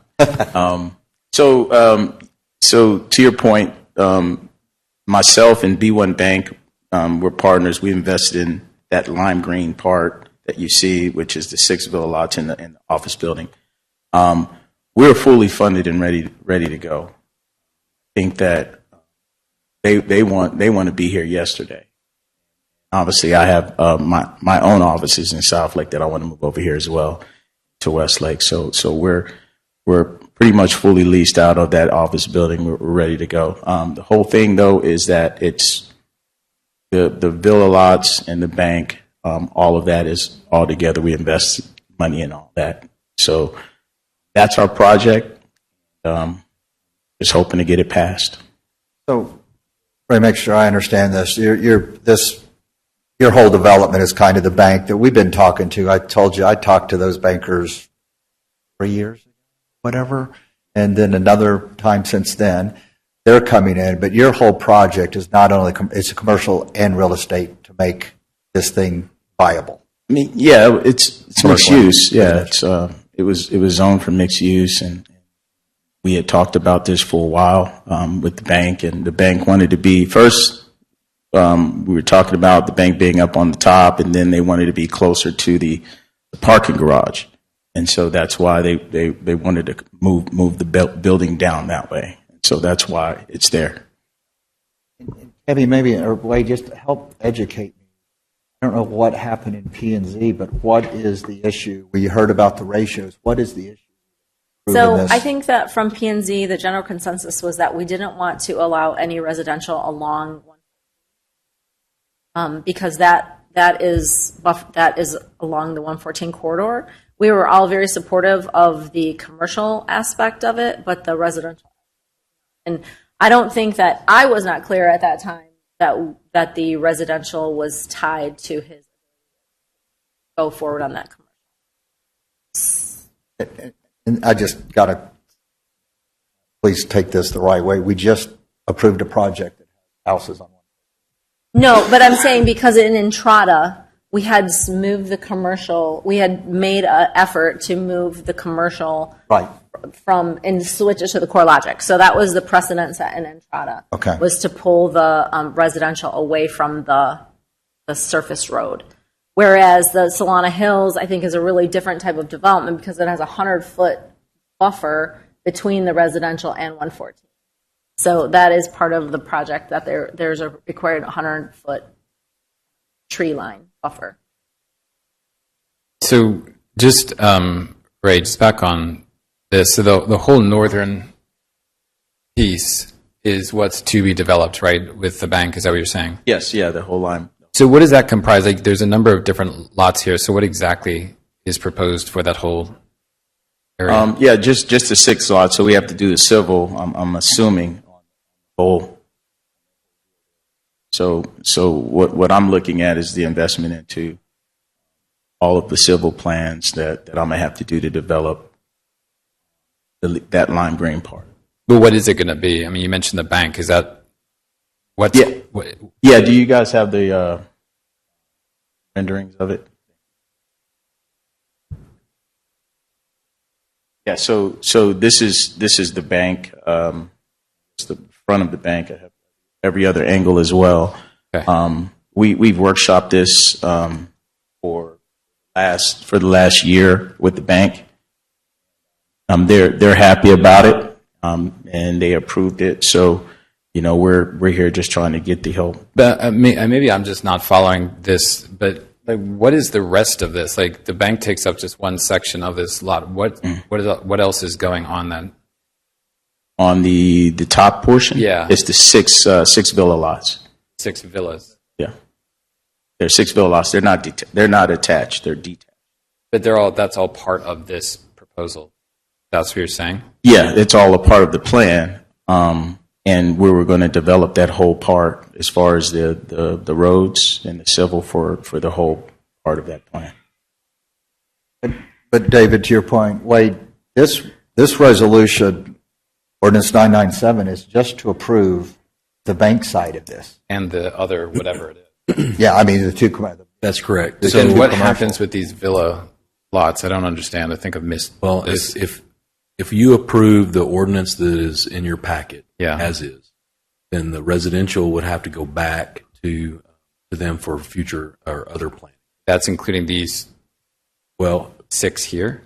it's kind of confusing because it's only the 6 that Mr. Mickens is looking to develop currently. Okay. But because of that requirement to do an entire block at a time, Yeah. then we brought forward the other lots that were being proposed through the developer. Right. But those are not a part of this process at this time. That's just some self-imposed rule that's been in place. That's that We correct. can't look at this in isolation. That's correct. So it was written the same way because it was written on the way out for our last plan. So So, Go ahead.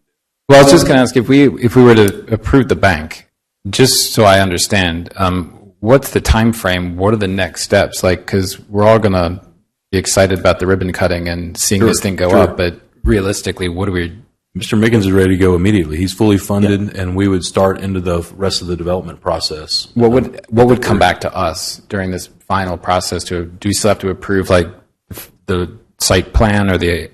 The site plan would be done in-house. Development plan is done here. Okay. But then we would have the final site plan would come before council. Final site plan? Yes. And then what do we think timing? I mean, assuming everything just keeps going ahead, Well, the big question on that is Mr. Mickens willing to go forward with only the bank? Because I believe he's saying that the funding is tied together. with the 6 villas, is what you're saying? Have we, like, so until you showed me that picture, I had no idea what the bank looked like. Do we have, like, are we missing It shouldn't be in your main packet. It's just not a part of the presentation.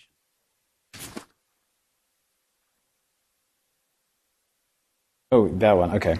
In Yeah. the packet, and then also page 253 of your packet might help explain the areas that are being contemplated based on the Planning and Zoning Commission's recommendation. Right. No, I saw that. I saw what they were recommending and taking out the residential. So I wasn't so clear that was P&Z proposing taking these out as well? Yeah, so I was Okay, just that's to what I speak didn't to, understand. to speak to that. The consensus at P&Z was that we were happy to move forward with the commercial aspect, but not with the residential aspect. And I don't believe that there was an understanding amongst P&Z that was tied together, that residential was tied to the site. Okay.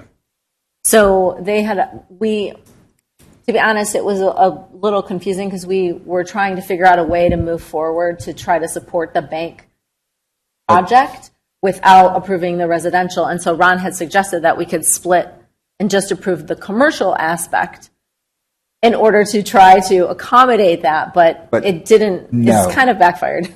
Yeah. It seems, yeah.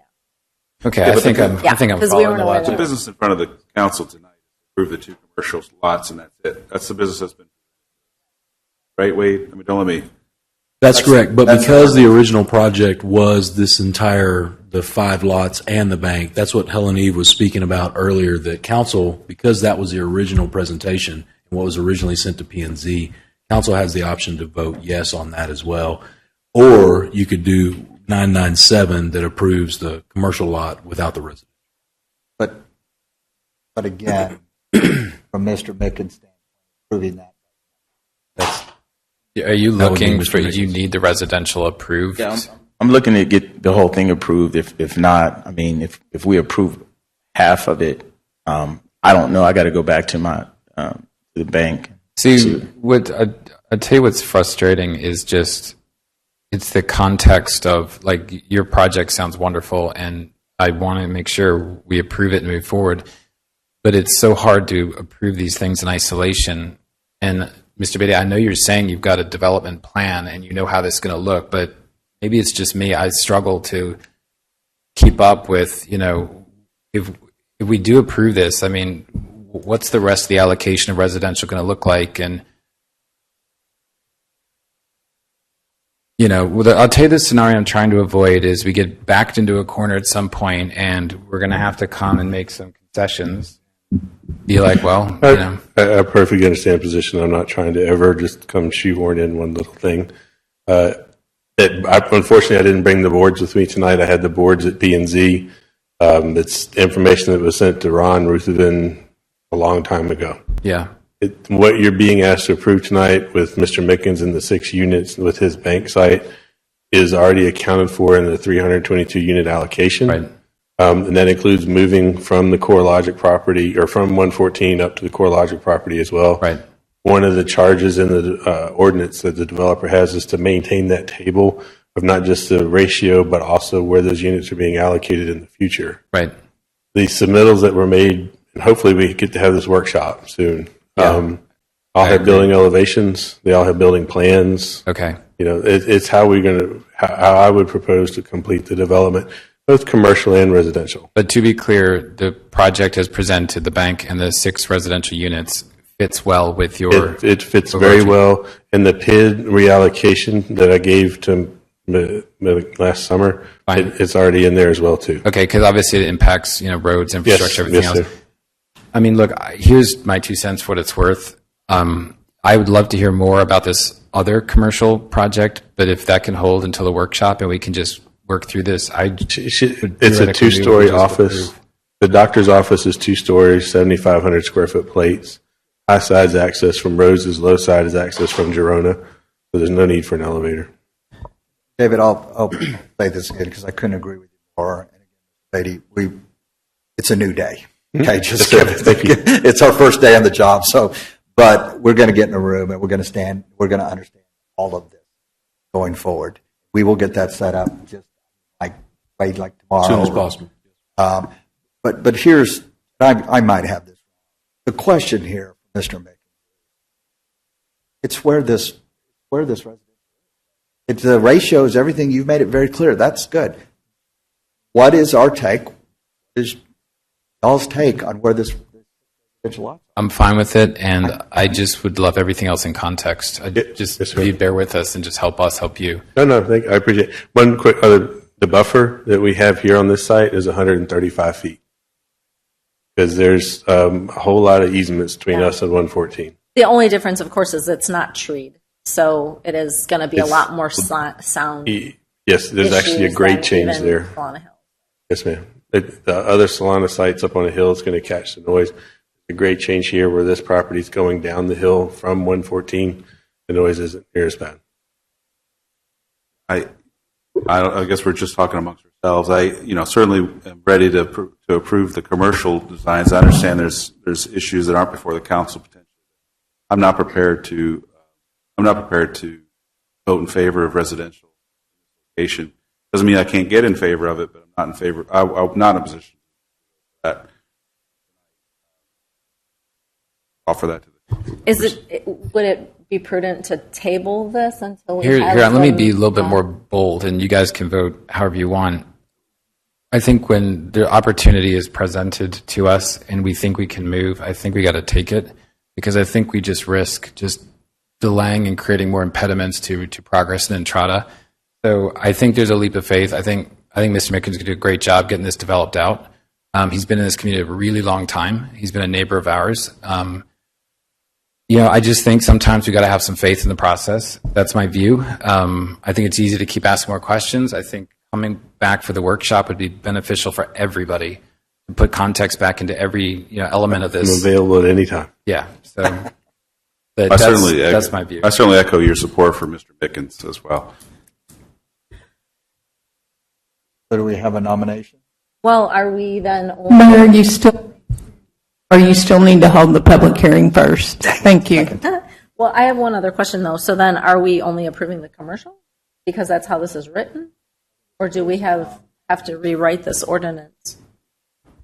Well, can we approve it with an amendment to the ordinance? Yes, absolutely. You can modify it however. Yeah. That's just how it came to you from P&Z. You're making a modification.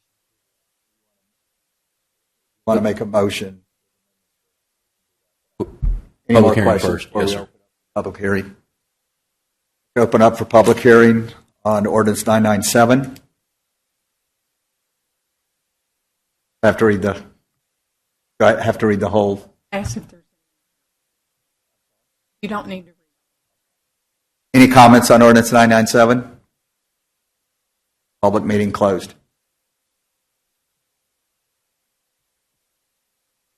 Now back to any more discussion or a motion. Well, I would like to make a motion to approve ordinance 997, but amended to incorporate only the northern lot, which comprises the commercial bank and the 6 residential lots. I have a second.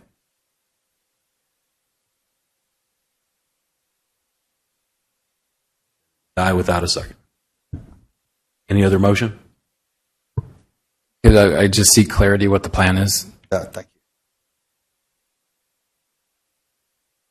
you. Sorry?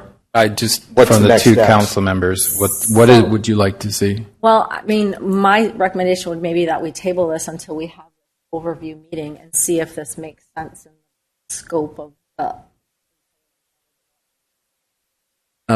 From a timing perspective, Mr. Mickens, what are the deadlines? What are the hard stop dates that we got to think about here?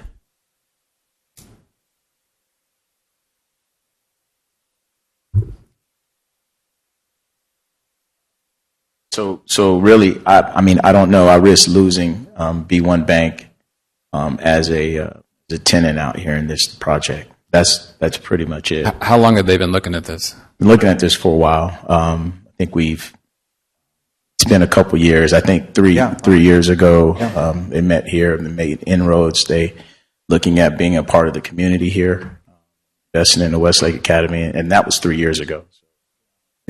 And David, and Mr. Mickens, sorry, just to let you know, Mayor Wheat asked me to meet with the bankers before we ran, and just to have a discussion about the area. And I was in banking, and they're good guys. And then we met up with them again probably a year ago. I think once I was on council.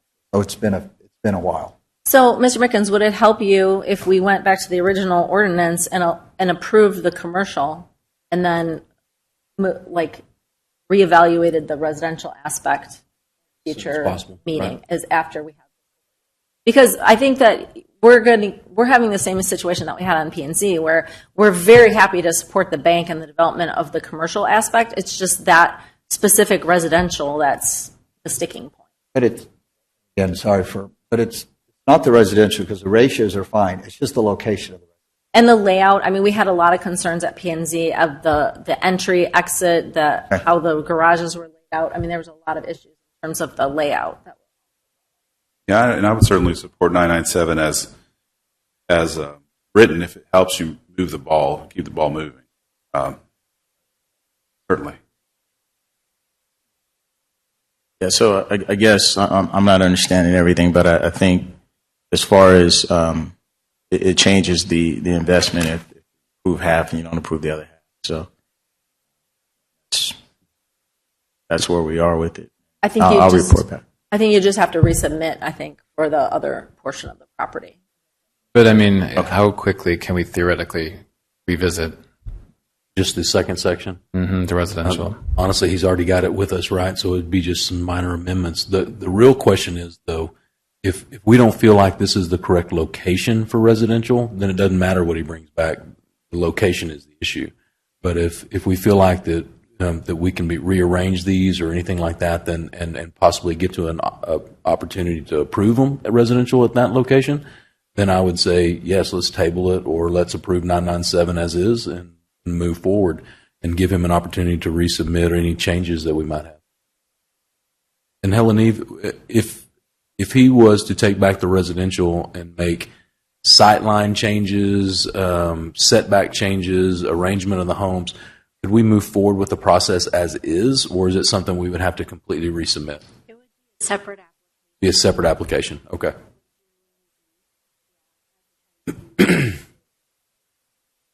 Well, certainly I want to, I don't know if it's helpful, but I mean, I don't want to send the developer and Mr. Mickens away empty-handed, so I'm inclined to move that we approve Ordinance 997 as proposed. There's been a motion to approve Ordinance 997. But that includes this second commercial piece, which, I was kind of hoping we'd hear more of during this workshop session. Mr. Mickens, if just the bank element were approved for you, does that help at least move that? And if we were to try to bring the residential piece back?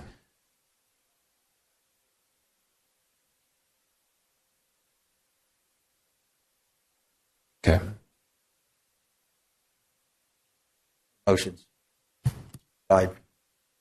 So we have a motion to approve 997 as presented to us, to council. I'll second that. But look, the way it's drafted is we have two commercial pieces on opposing ends of a lot, and I have no idea what we now have in the middle. And before we box ourselves into this, The bank is great. I think it's been studied. They want to do it.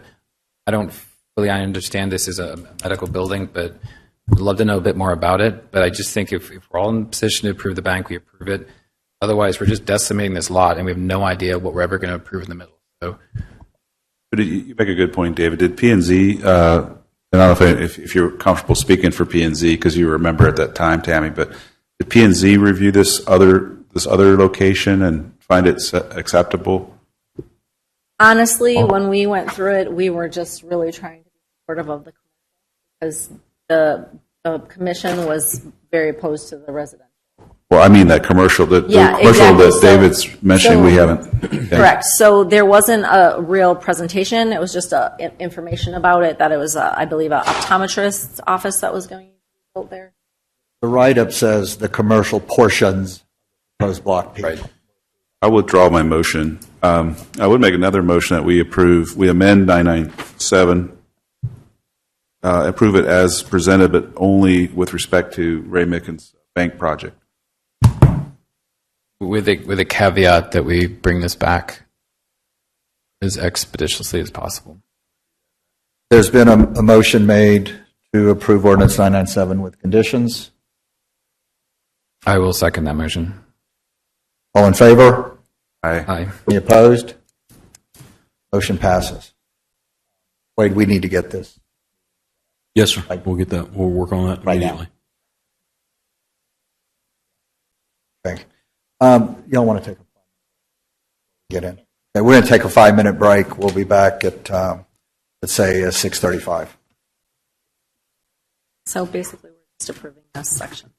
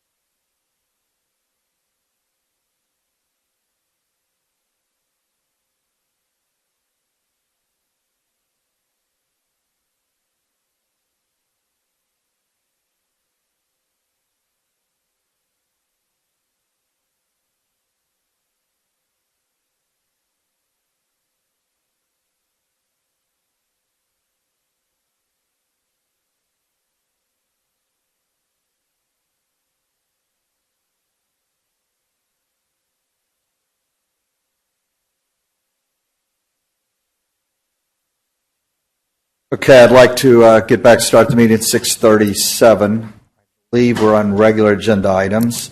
J.1, 24-120, act to nominate and elect a mayor pro tem for 2024-25. I would like to nominate Tammy Reeves to be mayor pro tem. Do I have a second? Second. All in favor? Aye. Yeah, that's fine. Opposed? Motion carries. Thank you, Tammy. Item J.2, 24-149, consideration and action to accept the resignation of Councilmember Tim Shiner, Westlake Town Council. I'd move that we accept the resignation. We move to accept the nomination. Do I have a second? I second. All in favor? Aye. Any opposed? Again, Tim and Crystal, thank you for your help for the town and school. Agenda item J.3, 24-095, consider an act to hire Dr. Kelly Ritchie as new head of school for Westlake Academy and approve the head of school employments contract and take appropriate action. Wade? Mayor and Council, what you have before you at your dais is the contract. The contract has not changed since we first began scripting the contract with the help of Stan Lowry, our attorney. The only thing that has changed is her start date, and we moved. We talked to Ms. Ritchie, Dr. Ritchie, and she stated that she could not guarantee that she could be on campus full time until June 24th, but could work intermittently prior to. And we believe that it would solve a lot of issues for us if we went ahead and approved the contract with today's date on it and let her start on the 20th, and she would be paid a day rate on the days that she's on campus and able to work. The actual start date is June 20th. That's correct. Okay. No, I'm sorry. It's May 20th. It's today, May 20th. Oh, May 20th. Yes, sir.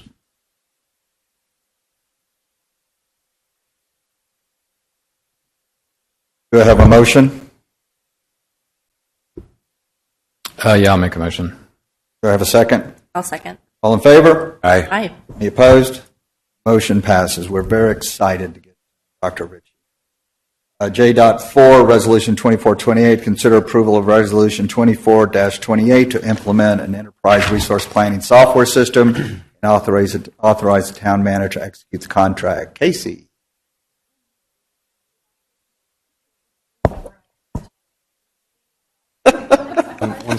Casey, if you don't mind, wait just 1 second. I think we're having a mic issue. Well, then good. I'm glad only y'all heard that little bit. All right. So what is before you today is a proposal to change our enterprise resource software, or ERP system. This is the financial backbone of all the things that we do in the town. The ask itself is for up to $85,000, and I'll go through a cost breakdown here in a moment. We have a software that was put in place in 2004. So we have a 20-year-old software.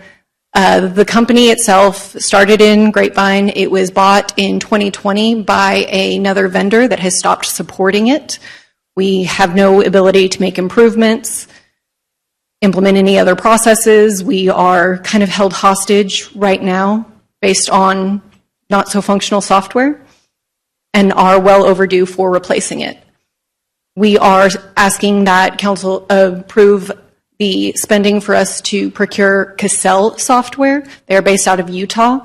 They have a robust ERP system that includes all of the necessary items that we currently have, plus a significant number of improvements as far as technology, efficiencies, reporting, and I'll talk through some of those benefits as we go through. The first thing to note is because this purchase is over $50,000, particularly for the new council, just an edification for your part, we are beholden to local government code section 252 whenever it comes to competitively bidding anything $50,000 or more. We did adhere to that statute. We put an RFP, or a request for proposal, advertised beginning in February. It was out for a couple of weeks. We received 5 responses from different vendors. Of those 5 vendors that did respond, we selected 4 of them to go forward with software demos with staff. Out of those 4, we narrowed it down to 2 finalists. We then engaged them for in-depth conversations as far as what they would offer for implementation processes and really kind of get an idea of what we can expect from their support going forward. And from that last two, we selected Cassell.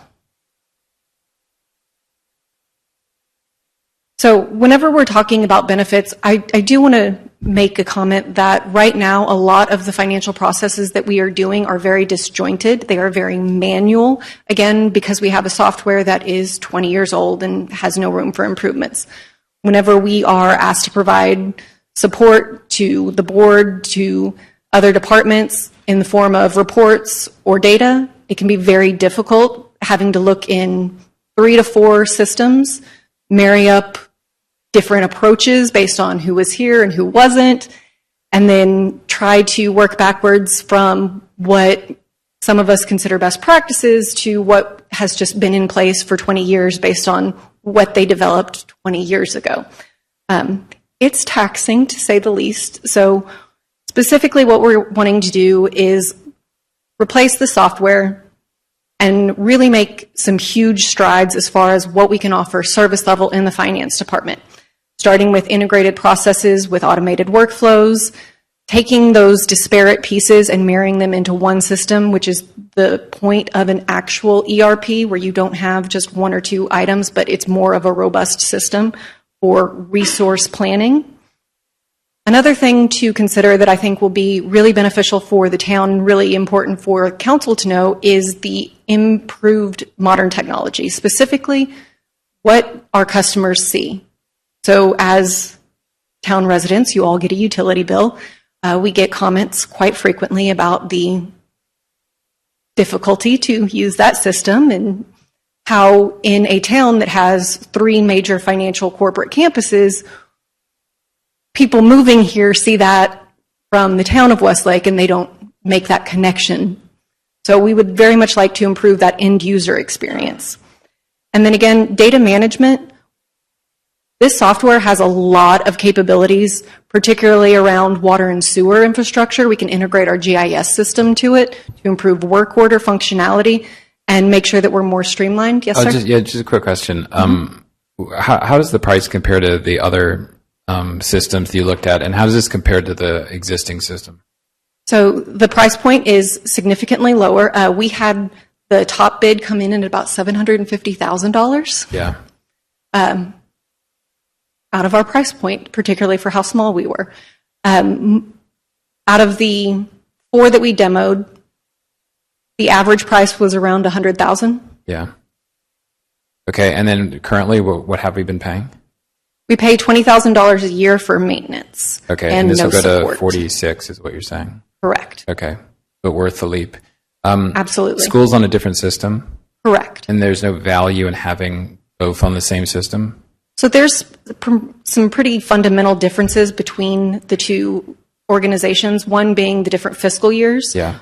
Different chart of accounts. TEA mandates the academy's chart of accounts, whereas the municipality has much more freedom to configure our own. And then whenever you think about who the customers are, the school side has the student side. Okay. So they're having to keep all of those permanent records for student records, whereas we have the utility billing side. So those are fundamentally very disparate offerings, and most softwares don't offer both. Got it. I mean, look, I'm happy to proceed to vote. If you guys want to keep hearing more about the technicalities of the ERP, I am happy to by do all so. means. And I don't want to take it away from you. All right, let's not. I'm tired. And it's like, One thing I just completely comment off subject, but as you mentioned, we're on different fiscal years, and one thing I would ask, these things that maybe should be synced up, or maybe there's a reason, but like as these things come across, right? Part of our job is to make sure things are good for the future as well. So let's make sure we get that on the agenda if it makes life easier going forward. I'd move that we approve the resolution 24-28. Get a second? I will second. All in favor? Aye. Any opposed? Motion carries. And Casey, thank you to you and your team. And I'll stay here later tonight if you want to finish your thing. I'm really excited. Thank you. Thank you, Casey. Sorry for cutting you off there. I'm going to make him come with me. Okay.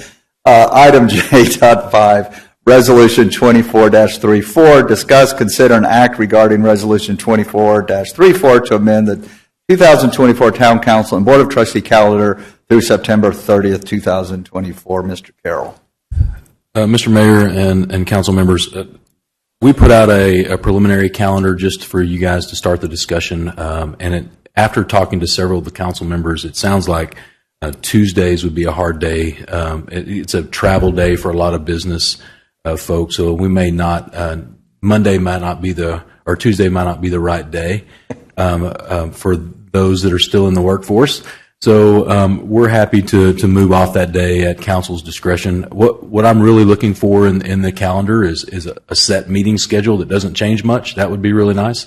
We need 2 meetings a month, and I know, Mr. Mayor, that your intention is to eventually get to a part where we could have a single meeting a month, one for the town and one for the academy. I hope we can get there. And I think we can get there at the start of the new fiscal year, but going through the budget season and into strategic development, those kind of things through this spring and summer, I highly suggest that we just leave it as is and we handle what school business we need to handle and town business at the same time, but that we do have at least 2 meetings a month.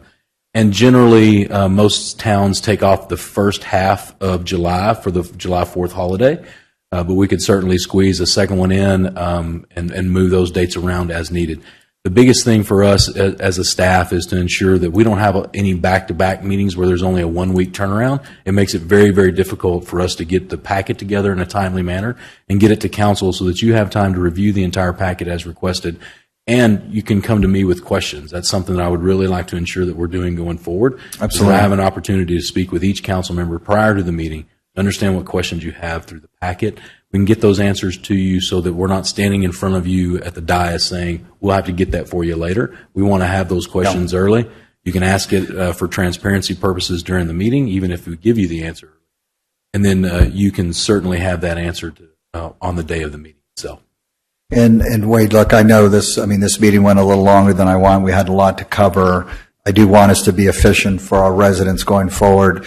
The reason for the Tuesday was to actually give the town staff more time to get the materials together and to meet with us to get us ready for the meetings. But I will tell you, Dr. White travels. She was adamantly against it. I think some others. So, and I do want to make sure once this council votes and agrees on a meeting schedule, it will not be changed. It will not be changed for everybody. Staff certainly understands that we have needs for special meetings on occasion. We just hope that the frequency decreases somewhat. Understood. Can I get a motion to approve Resolution 24-34?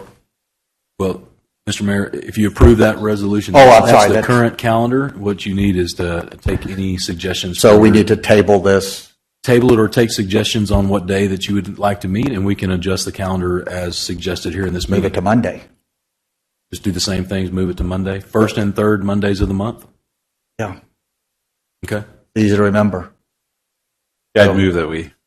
I did want to point out that several other local entities, their councils meet once in November and once in December to accommodate the Thanksgiving and Christmas holidays, and so we would respectfully request that council also consider that.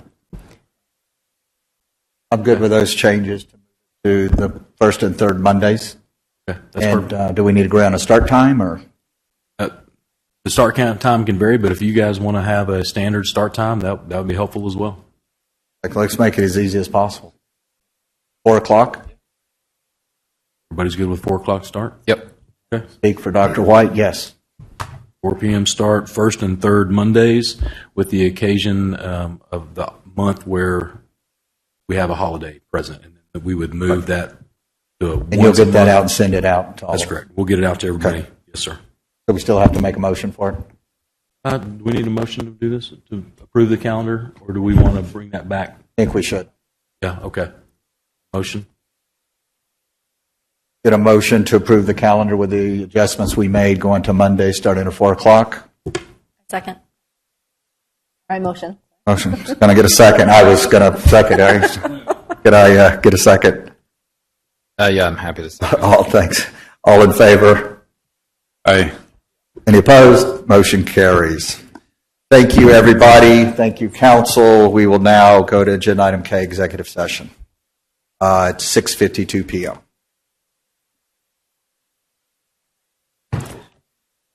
Mr. Mayor, I'm sorry. Would you please, you probably need to read what we're going. I knew that. Executive session 24-154, the town council will conduct a closed session pursuant to Texas Government Code, annotated Chapter 551 for the following. K.1, Section 551-071, consult with an attorney regarding options to fill vacant town council seat. Do I need to go over? We've tabled K2.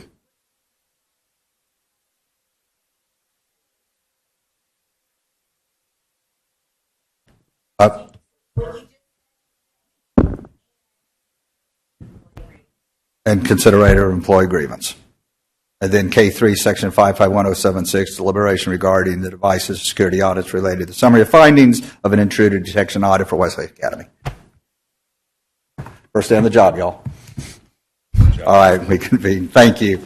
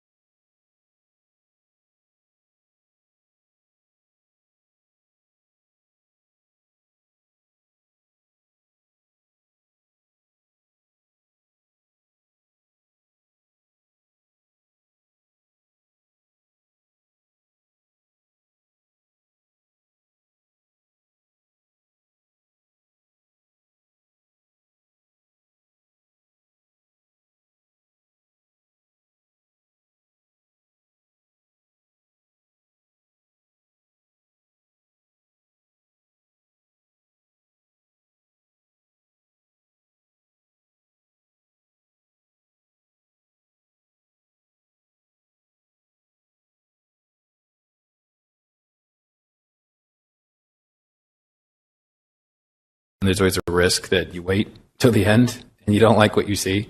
You spend a lot of money developing it. So, yeah. Okay. So do I have a motion and a second to bring forward strategic planning? So moved. I'll second. Okay. All right, on the next is consider updating and editing our current town council member governance and ethics policy. Board by the mayor.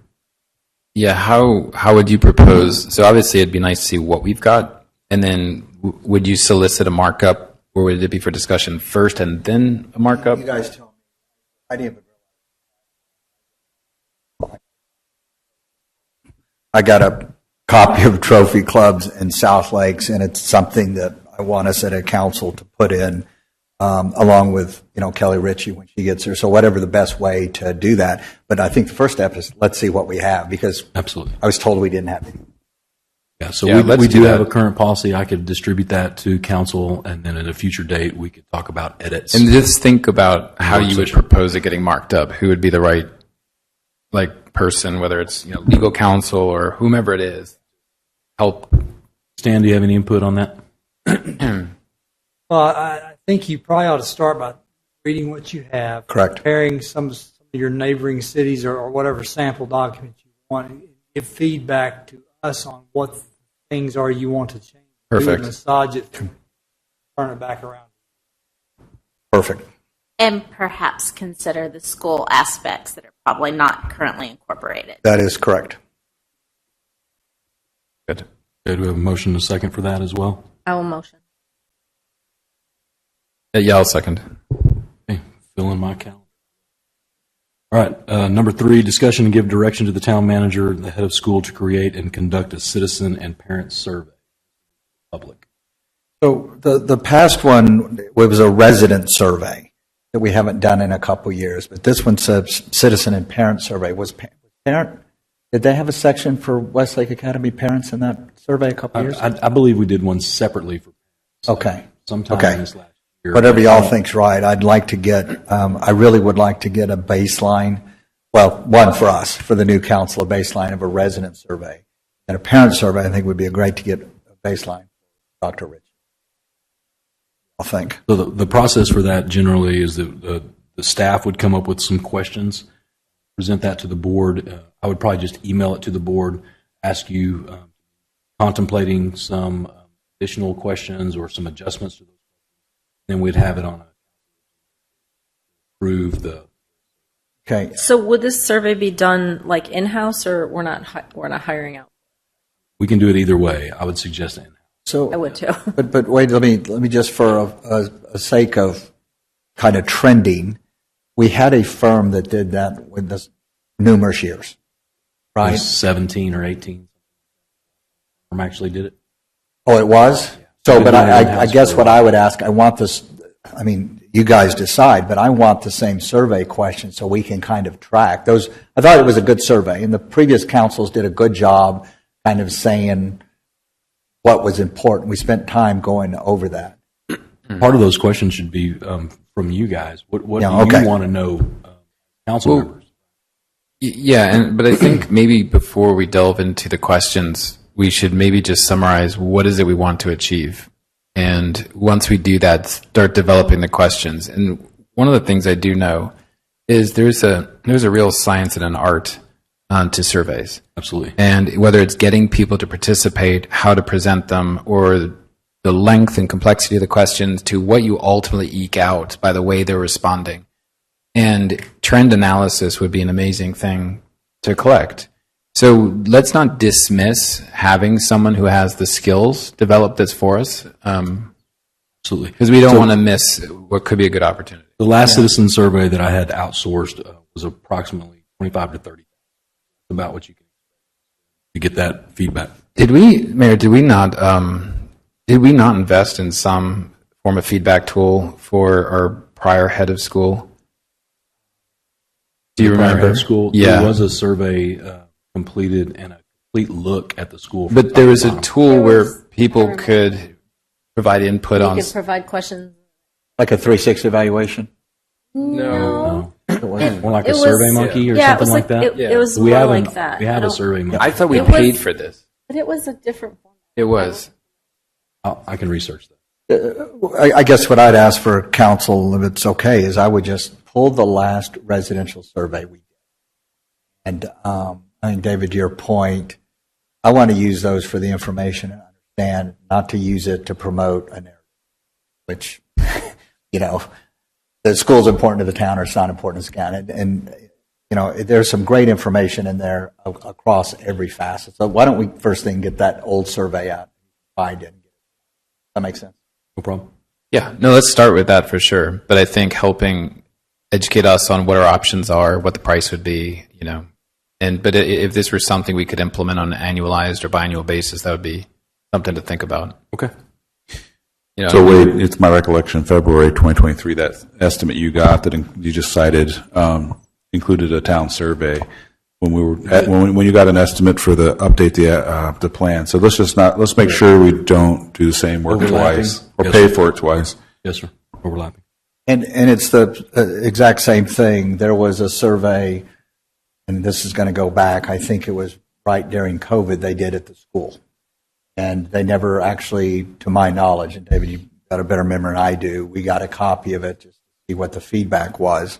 I don't think they ever went with it through the teachers' administration because of COVID, but I thought that wasn't a real lengthy survey. I thought it was valuable data. So I would say same thing, get it to council so we can look at. These are all self-imposed deadlines. But I would like to have something for Dr. Rich come in too to know the situation. Okay. To that end, there was a consulting report done for the school. Do we review that in executive session? Has it already been reviewed? Wade, I would ask you to read redistribute consultants did to all, and then I want to make sure we have time to go through that. And to be quite honest, the first 5 points were around governance, and it's probably more applicable now that we're all new. Again, deja vu, new head of school, new council. We need to get together. The first 5 points were all around. Is that an executive session thing or public meeting thing or something else? Probably public meeting. Okay. Let's look at that. Let's get it distributed, then we'll figure out what to do. Okay. But Dr. Ritchie does have a copy of it. All right. And before we put that on a future agenda, I'll just distribute the please. council. All right, number 4 is give discussion and direction to the town manager, head of school, to create and conduct a staff survey, including a 360 evaluation for all supervisory positions. This is one that the mayor brought up as well that I think is more internally focused than externally. And look, I would say for the 360 evaluation, what I'm worried about is my previous comment about there was a school done years ago. If we can find that one. Okay. I might still have a copy of it. However, I think it was a Survey Monkey. We don't remember.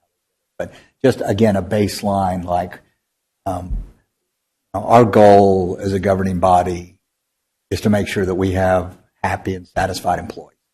So I am a big survey guy. I like doing surveys, pulse surveys, whatever you want to call them, to get feelings from people on how things are going. So, again, I would say let's look at the one that was done years ago that we have some information on, if that makes sense. Is that agreeable? Well, I'd caution. I mean, I think David's leaning, but 360 surveys, those are best conducted by professionals. I would take that one off the list. Okay, because that's like handling a bomb.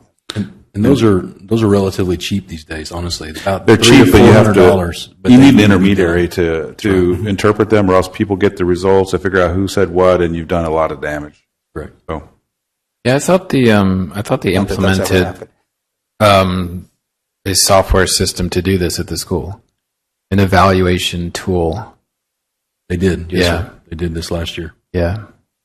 Okay, so we'll just look and we got to make sure we understand how that works, how it's being implemented. Because again, I mean, to Mike's point, I mean, is this becoming public information? Is this anonymized data? Do we see it in executive session? Do we see it at all if it's personnel matters? I mean, so maybe we just hold off on this for a little while till we get Kelly in, or just clarify what. Like someone's got to put a little bit more meat on this one and say, look, here's what we're trying to achieve with this, and here's logistically how it would be implemented. Okay. And I think we'd have a better educated view. I agree with you. But is it okay if we do pull out if y'all can find that old? Sure, we can try to look for that. Great reference for the- And to for the David's point, we'll council. look at trying to find the software that was bought and purchased for this exact thing last year and see if we can bring that forward. All right, number 5, consider and take appropriate action to create a separate economic development board made up of 2 council members and a group of qualified citizens. No, Currently- I think we should consider Economic Development Council because we do have an Economic Development Board that refers to something completely different. I think it relates to our sales tax, and I think we're all members of that EDB, so I think we want to avoid that EDB nomenclature. Is that right? Economic Development Council. Okay. So this would just be a group that is, I'm trying to understand the full purpose of this. Oh. We have a EDCB already, is my understanding, and they can act in most of the directions that from what I heard that are requested. I that they see. could work So like that. The thought process and the rest of the council, I mean, I think that, I think Kim was picking up on a note that I asked for. We talked about it with citizens when we're campaigning, but the notion here is that when we have a significant development opportunity, you shared a headquarters, well, there are several headquarters that have considered Westlake. This is an opportunity to meet them like a larger city would, rather than a planning guy or a mayor or any other individual representing our government. That's very unusual for large companies to be greeted that way, and when they're looking. So the thought was to have some small portion of this group be standing, but also have an ad hoc group that's related to the business of the interested party. We can support our developers that way. If a restaurant were coming in town, we might have a couple standing members. We might bring some restaurateurs to help us as a council and us as a town understand the realities of restaurant financing and restaurant placement, so we can make a better run at them locating in Westlake, and then perhaps put a better package together. So the example, we talked about that large manufacturer they are considering a North Texas location. Frankly, that shouldn't be handled, by just one individual, even if it's a town and planning. Absolutely. Yes, sir. That was the thought. I don't know the composition. I mean, I don't know if it's 2 or 1 or 0 council members, but So to keep away from a quorum, it'd have to be just 2, right? Otherwise, it's And look, this is one of those things, excuse me, we don't need to reinvent the wheel. They're all around, right? I mean, we have residents that have started one and been on one. So I guess what I want to do is just explore what we put together. And I think the first part is to define what is the mission. And, in my mind, kind of to echo Mike, it is our best and brightest in Westlake to square off with these investors and developers so they can talk their language and help us maneuver around getting their investment dollars to Westlake. I think the only thing I'd add is I think conceptually I have no issue with what the mission of a committee like this would be. But the only thing I would caution is that, and this is just from observations, the flow of information from whatever the source to the council at large is not a clear and simple path. And where we struggle the most is where we have asymmetrical information, right? When we're trying to discuss things. Like P&Z is supposed to represent our interests in bringing development opportunities to council. And I've said this to you before, Wade, I still struggle, despite P&Z's, efforts, to still fully understand in context what it is we're debating. And I feel like sometimes I'm put on the spot to make a decision, which has huge impact. And P&Z had the luxury of sort of seeing it come to fruition over a much longer period of time. So, and the other thing I'd just caution is that, I think council members struggle sometimes when their colleagues go and create a committee or, involved in meetings. And sometimes there are others like, well, why was it them and not me? So I'm not saying it's a bad idea. I'm just saying we just need to be just slightly careful about how it's put together. And I agree wholeheartedly. So one of the things that I strongly suggest is even if we do a subcommittee of council mixed with citizens, myself and probably whoever we have within that group as well. And my job, my role as town manager is to ensure that all of council gets that same. And so I could create a report after every single meeting that would occur. then you may not need council with you at all. You could run Could be it at with smaller citizens. levels, yes. At I smaller agree with levels, Dave. I don't know that we need 2 council members for sure. We may not even need 1. Right. But I do think, there's a trust factor with our P&Z, which we appointed. I mean, collectively, we appoint the P&Z, then we overthrow their ideas, for example. Got to be cautious about that. So they are our appointees, and you make the point. But I don't know, maybe your recommendation, but it would certainly have your planning executive, certainly have yourself or your appointee, certainly have a representative perhaps from our school, representative from our standing bodies, maybe even the council, but and then maybe just a little ad hoc, from the community. But I agree. I don't know that it needs 2 council. David, I think you make a good point, and I guess what we're asking is, if you want to hook up with anybody you can find, I have some people who have been on these committees before in other towns, so you can, at least if you could put something together, come back for us to. That's what I'm saying. Why don't I put a little more meat on the bone? Okay. We'll discuss it again. Yeah. I mean, but what I'm hearing, we think it's a good idea. We just got to work through the details of how we put our best foot forward. And I can work with our attorney to decide what this thing needs to be called and how, sure that we're equally and fairly representing the council and our citizenry. And I want to double click here, Wade, because the way it's presented looks as though it was, intended to be at the exclusion of town employees, town management. That was not at all the intent. Right. Well, so, I just know that a lot of times I hear that we have some issues with word getting to every council member. I want to assure this board that that's my job. Yeah. There's only 6 of us. Yeah, so call me, talk to me, and then I'm allowed to speak to every single one of you. You're not allowed to speak to each other. That's a walking quorum. But I'm allowed to speak to all of you at once, and I'm allowed to speak to all of you. Sounds like governance training just started. So is that a shot across the mouth? So use me for my job. And we're going to take the next hour to have them. All right, so I'm going to put a little more meat on the bones and bring that forward again in the future. All right, number 6, discussion and take appropriate action to create a parent action committee for Westlake Academy. Table that one for Dr. Ritchie. Sorry. We will table that. And then the last is discussion, town manager. This is what we talked about earlier, joint P&Z and council meeting with the Entrada developers. I would strongly suggest that we put a meeting immediately, if not this week, at least with a core group of individuals to get the conversation started. And I can get some background materials and things like that, and then we can immediately schedule that for a week or 2 out. Wait, please, and whoever you can get from council, from P&Z, obviously the developers were. Look, if you want to open up anybody else to have the discussion, any developer, I don't know what y'all feel like, but let's get everybody in the room, have a preliminary conversation, so we can have a more formal core meeting. Okay, that makes sense.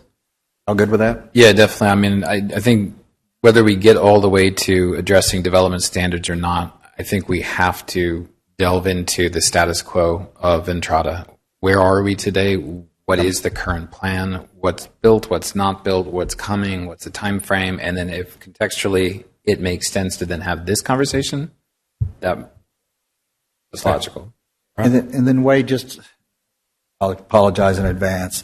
If we could get someone from P&Z, take some time to walk us through. I mean, I know you know what is just on the normal commercial plan. Just give us the cheat sheet of what are the plans. Just step 1 is this, step 2 here, and just make sure as a council we all understand that, and even educate some of our residents. But I mean, David said it earlier today. We get these things from left field, right field, and I will be honest, I don't know how all that fits together, and I need to get it. So the development process itself, we'll go through the stages of the development. Perfect. Do we need to, in a future agenda, or otherwise, do we need to fill out the P&Z roles that have been vacated? We'll need to do that. Yes. That should be a future item as well. And we can start, honestly, I don't think I need direction. That's a standard, so I can just start advertising for that position at the same time we do the open council seat, and we'll see what we get back. Have that conversation. And then just to clarify, you're going to bring H3 back? That's correct. Okay. Anything else? Yeah, I'm going to quickly go through just so that kind of a formality. We won't normally have this many future agenda items, I'm hoping, right? Because the list is going to get pretty long. But this is what this will look like in the future. So we'll go through that list of items that were suggested by one council member. a second. I'll get some direction. And then the very last page in our packet has a list, which will I'll talk to you about. These are things that were either we had a motion and a decision from the previous council. I just want to make sure we're still marching in that same direction.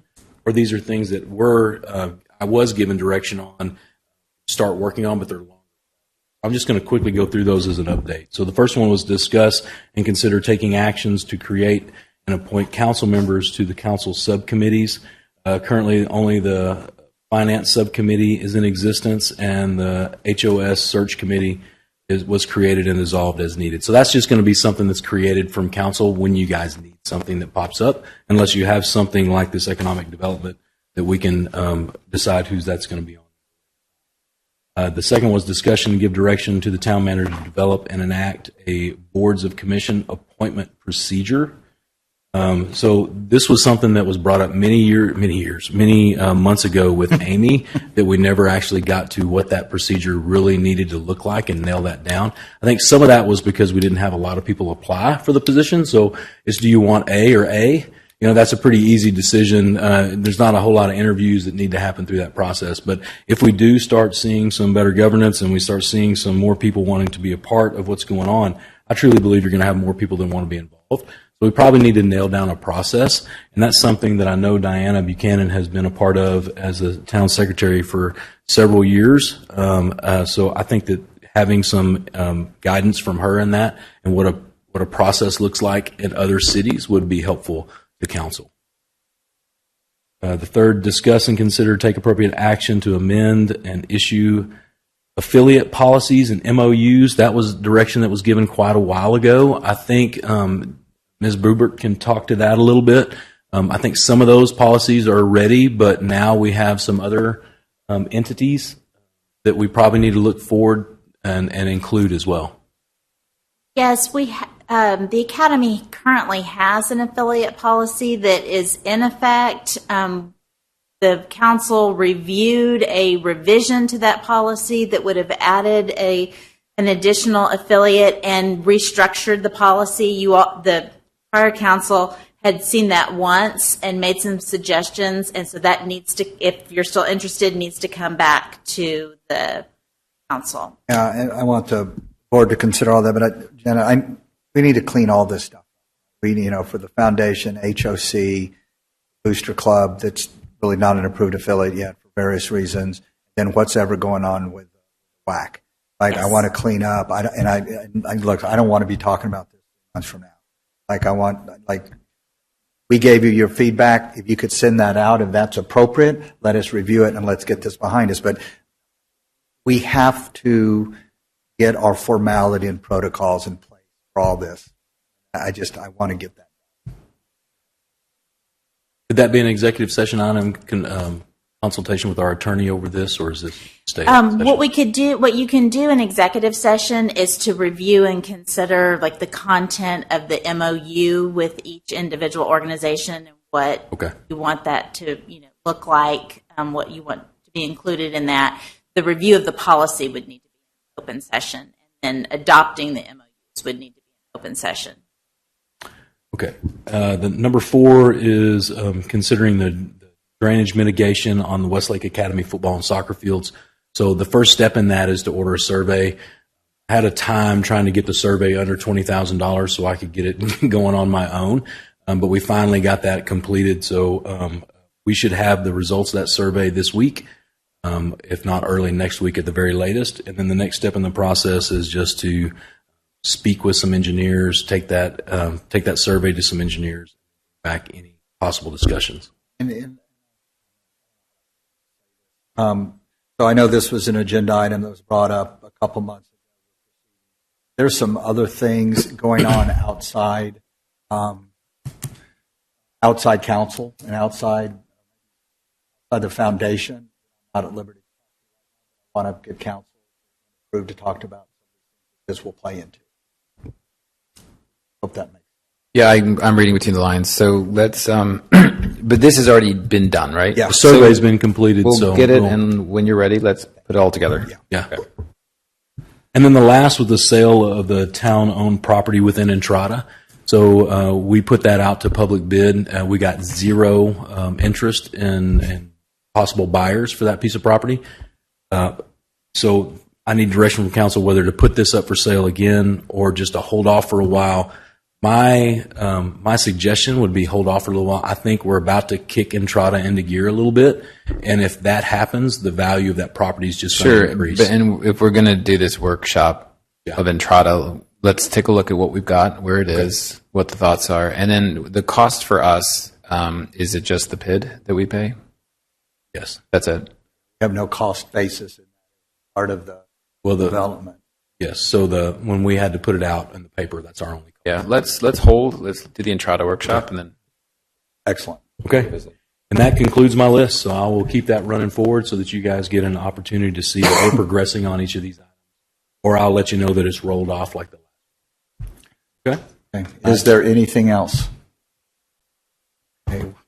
Meeting is adjourned at 8:08. Thank you all. Never came back. All right. Got the last 5 minutes.